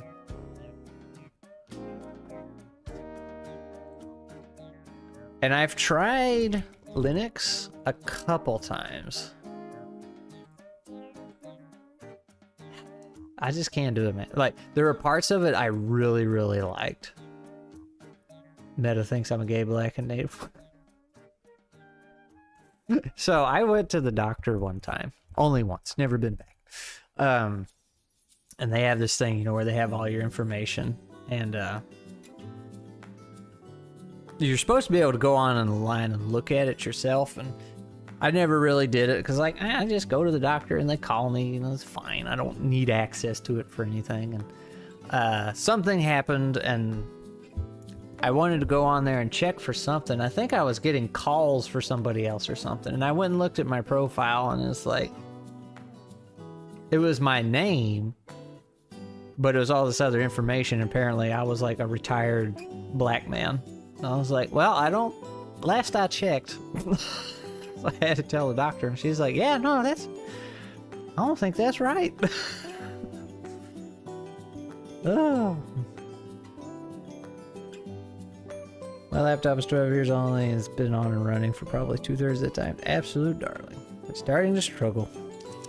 Yeah, but anyway, the Linux thing. I have tried that a couple times. I had to get my brother to help me even install it and get it set up. But I think we all know that the Linux community is pretty terrible. Like, that's pretty widely known and accepted. They're just some of the worst bunch of people you'll ever meet. But so trying to get help for anything is just like, you know what? I'd rather punch myself in the face and go back to Windows, which is what I do, minus the punching myself in the face part, and a lot of other people do too. But there were parts of it I really liked. Like, it was nice when you turn the computer on and just whoop, goes right to your operating system. No fuss, no muss, just instant almost. And whenever you do something in it, like open up your file explorer, boom, it just happens. That's like, yeah, that's nice. That's how my computer should work. None of this connecting to everything. I was like, yep, that's nice, but when you try to actually produce work on it, real tangible work with deadlines and everything, it wasn't cutting it by a mile. It just couldn't do it. You keep having to do all these workarounds and find solutions for things. And it's just like, no, I need to be able to work. So I couldn't even get it to record audio very well. Like, it was weird because got OBS set up on it and would record my audio for videos. And there was frequently, and we're talking like a 15-minute audio file, right? There were frequently about 5 to 10 spots throughout all those recordings I did. The audio would just cut out. Like, the mic would just stop. And I was like, at first I thought, oh no, my mic is going. And then tried it on something else. I was like, oh no, the mic is just fine. It's just only when I record on Linux. So just little things like that cause more work. So it's like, okay, well now sometimes I could fix the audio because it'd just be a little bit that cut out, and sometimes it'd be right at the end of a sentence or something. It's like, okay, I can edit that and be fine, but still extra work. But then sometimes I'd have to go re-record whole things, and so ads for properties in Cornwall are not meant for a Chilean college student. Or Google thinks you're a British guy. Yeah, I was gonna say, like, they have all the information, but they're really bad at it.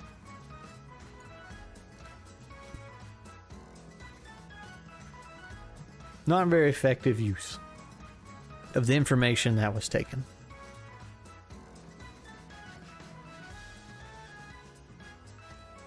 I've been wanting to try Linux again, though. But the thing is, if I were going to use Linux, and this is going to sound so stupid and counterintuitive, counterproductive, if I use Linux, I'm going to have to find a way to put Microsoft tools on there, which kind of defeats the whole purpose, right? Because I need Word, and I know people are like, oh man, you can just use whatever, LibreWriter and all this stuff. And it's like, you really can't. I've tried, and I've seen people who have tried, and I've worked with people who have tried, who tried to put their stories in there and wanted their stuff edited, and then just everything breaks and falls apart. Because when you move from your personal computer to like the other side of the world where people, you know, you're trying to publish stuff and you're sending it off for other people to read, they open it up in Word. They're not, you know, those businesses aren't using LibreWriter. So it just doesn't work. Everything falls apart and breaks. VBox is getting pretty good. Comparability issue, usually because the program is made in Windows. Yeah. If you could somehow find everybody, like an entire team of editors, publishers, and everything that was using LibreOffice and LibreWriter and all that, yeah, you might be able to. But even then, like, again, I know people like to hate on Word, but there's a reason it's been around for so long, because it's good at what it does. Still use Windows 10 for work, it's just easier. I do have a backup computer though for when it finally goes. Yeah. I'm always amazed when I go back there to use that little mini computer and fire up Windows 10. It's just like, man, this is what we left behind.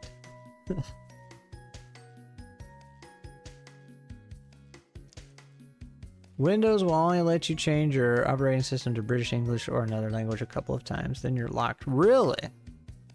That's interesting.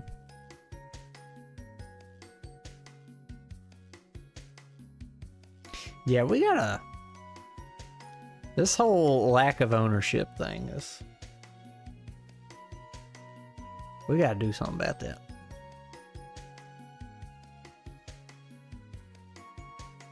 It's like, oh, you're switching your country. This must not be yours anymore, or something like that. It's ours! You're licensed to play a game.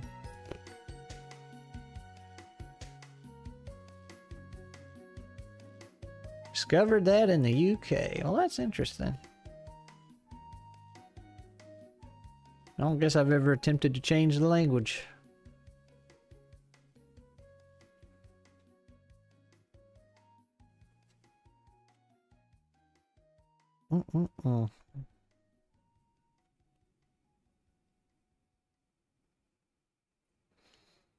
We got a very important question for y'all.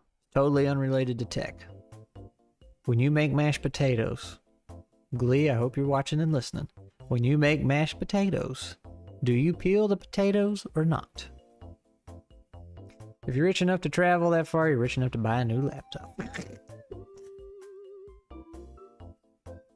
Do you like the skins floating around in your mashed potatoes or not?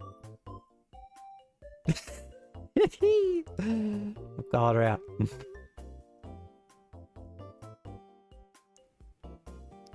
Profs and copy editing job required it. I believe it. Well, I mean, especially with the UK, like the British English, they got a lot of different words and stuff. Or same words, different spellings and whatnot. Mashed potatoes are acceptable either way. It's a fair answer. Depends on the application. I mean, mashed potatoes, you're eating them. At some point, you peel them for sure. Uh-oh, we got an even split.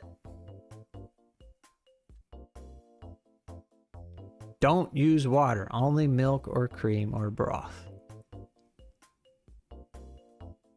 Making mashed potatoes with mushroom gravy. Yeah, she's making that tonight for the fam, and it's so good. It's so good. But normally she leaves the skin on there. And I like the skin in the mashed potatoes chopped up in there, but she was wanting to peel them a little bit tonight. I'll be there in 14 hours.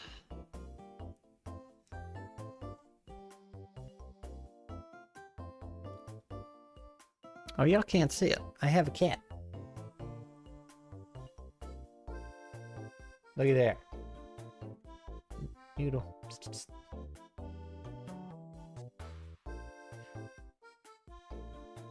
I don't have my cat cam anymore. Mama's bringing biscuits. You can bring dessert. I thought she was also bringing dessert. Is she not?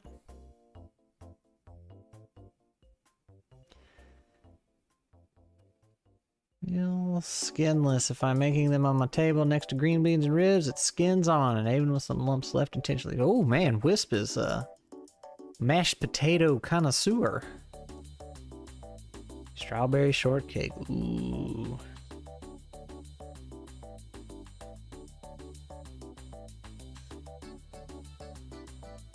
Either way, I'm adding butter and cheese.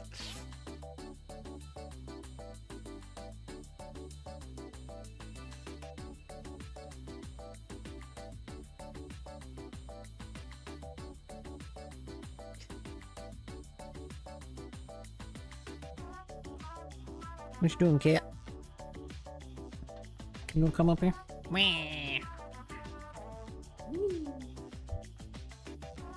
Whoop. You got anything you want to say? Well, what you doing?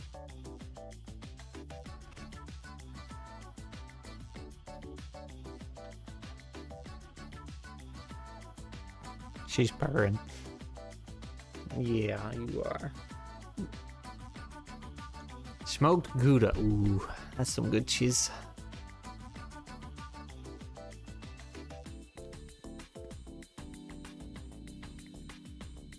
Older brother has a chocolate shortcake recipe and makes his own whipped cream. That plus in-season Jersey strawberries. Ooh.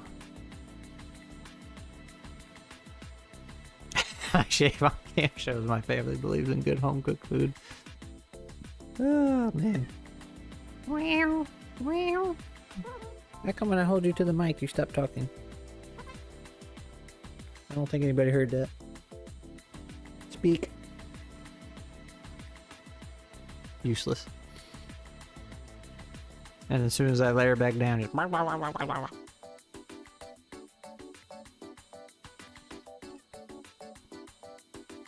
Oh, GM Ben's about to enlighten us with the best way to make mashed potatoes.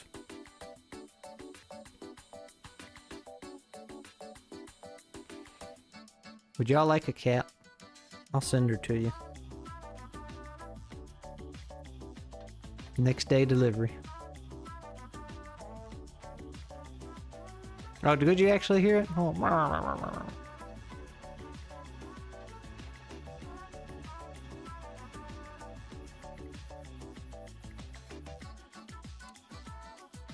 It's yours? It's your cat? Well, why is it back here? Why isn't it with you? Look at it. It's dead.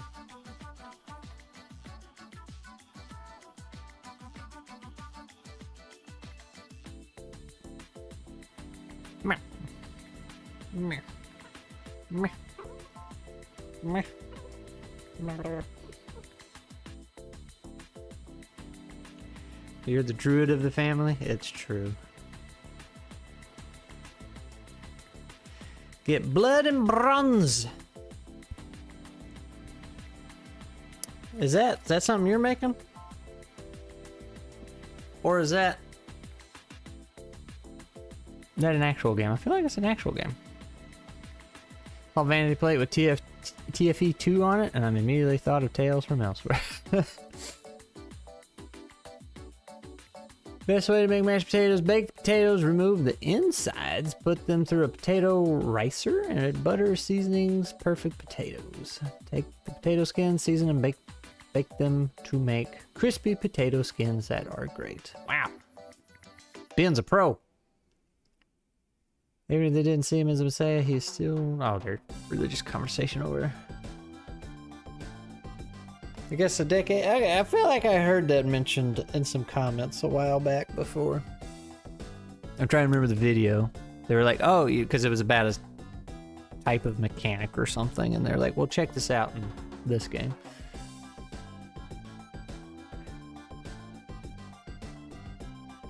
Oh, yeah, there's too many steps. The sword and sandals? It would have been an old video, but yeah, maybe you've been around that long. Long, loyal fan. Cooking is always too many steps. Too many games. Oh, hey, my mess of a desk behind me. I got my copy of Scale Mail, if y'all remember that. It's a big book. Look at there. It came a few days ago. Ta-da! Whoop, this way. It's pretty nice, pretty nice. He did alright. He made the thing. I like Bob the Blob. He's very cool.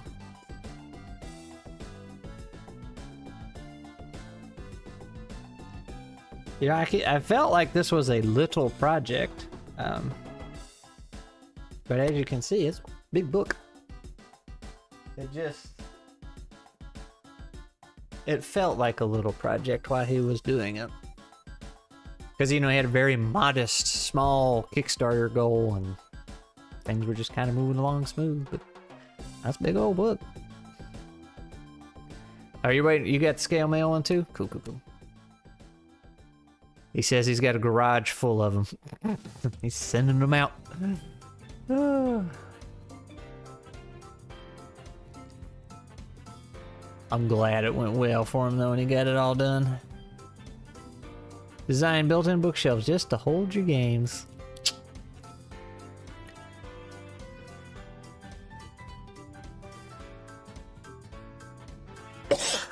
Maybe I should do like some kind of cycle. Because I like keeping my PDFs and using those.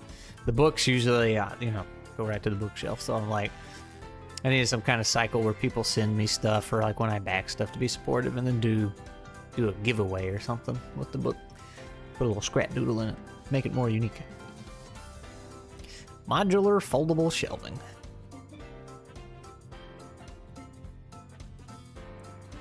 But I don't want to give away the stuff I get. Like somebody sent me the collector's edition bundle of like Dim Day Red. It's like, well, I don't want to give that away. It's mine. It's special.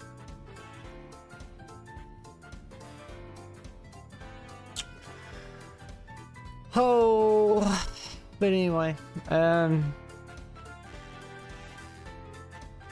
think I'm going to wrap her up there. We've been at it for a couple hours, and we never got off the screen, which is fine, because we're going to be right back at it tomorrow. I had a couple ideas for things to do, so I guess we'll do that tomorrow. We'll see how it goes. I will be here, though, one way or the other, whether we're working or just chilling and talking about tech companies exploding. We looked at cons and stocks. Yeah, the cons were way more important. So it sounds like we're going to pay the January one. Tomorrow, Wisp. Because Thursday, I have my brother's in town visiting this week. But he still has to work Monday, Tuesday, Wednesday. So Thursday and Friday is off. So I'll be spending time with him Thursday and Friday. So that's why we're streaming tomorrow on Wednesday. So, yeah, we're having back-to-back hangout streams. Maybe we'll talk a little bit about Moss and Stone or something. I don't know. Moss and Stone just getting tested. Things are going good so far. Oh, Edward Victorian furniture. Fancy, fancy. Well, Mustache, that's the thing. Like, I would love to work on it on stream, but then it spoils it for everyone. That's the problem. Like, working on these one-shots and stuff, and then you go to run them, and everybody's like, well, I already know what happens. I know what you got cooked. I know the map. I saw you make it, so that's a problem. It's an unfortunate problem, because I would love to spend stream time working on that. And plus, it's fun. Like, you guys help make maps. Throw ideas and stuff, so. I don't know. Maybe. We'll see. We'll see when we get there. Get some random ideas. Anyway, I'm gonna go. I appreciate y'all coming by. We had a fun time today. Lots of busy chat. Appreciate Blind Bard coming by too. Don't get to see you very often. Severely overestimate my scattered memory. So, well, yeah, I mean, and see, by the time I actually finish it, everybody will have forgotten. So, there's also that. Anyway, I will see y'all tomorrow. Appreciate y'all coming by. Whee!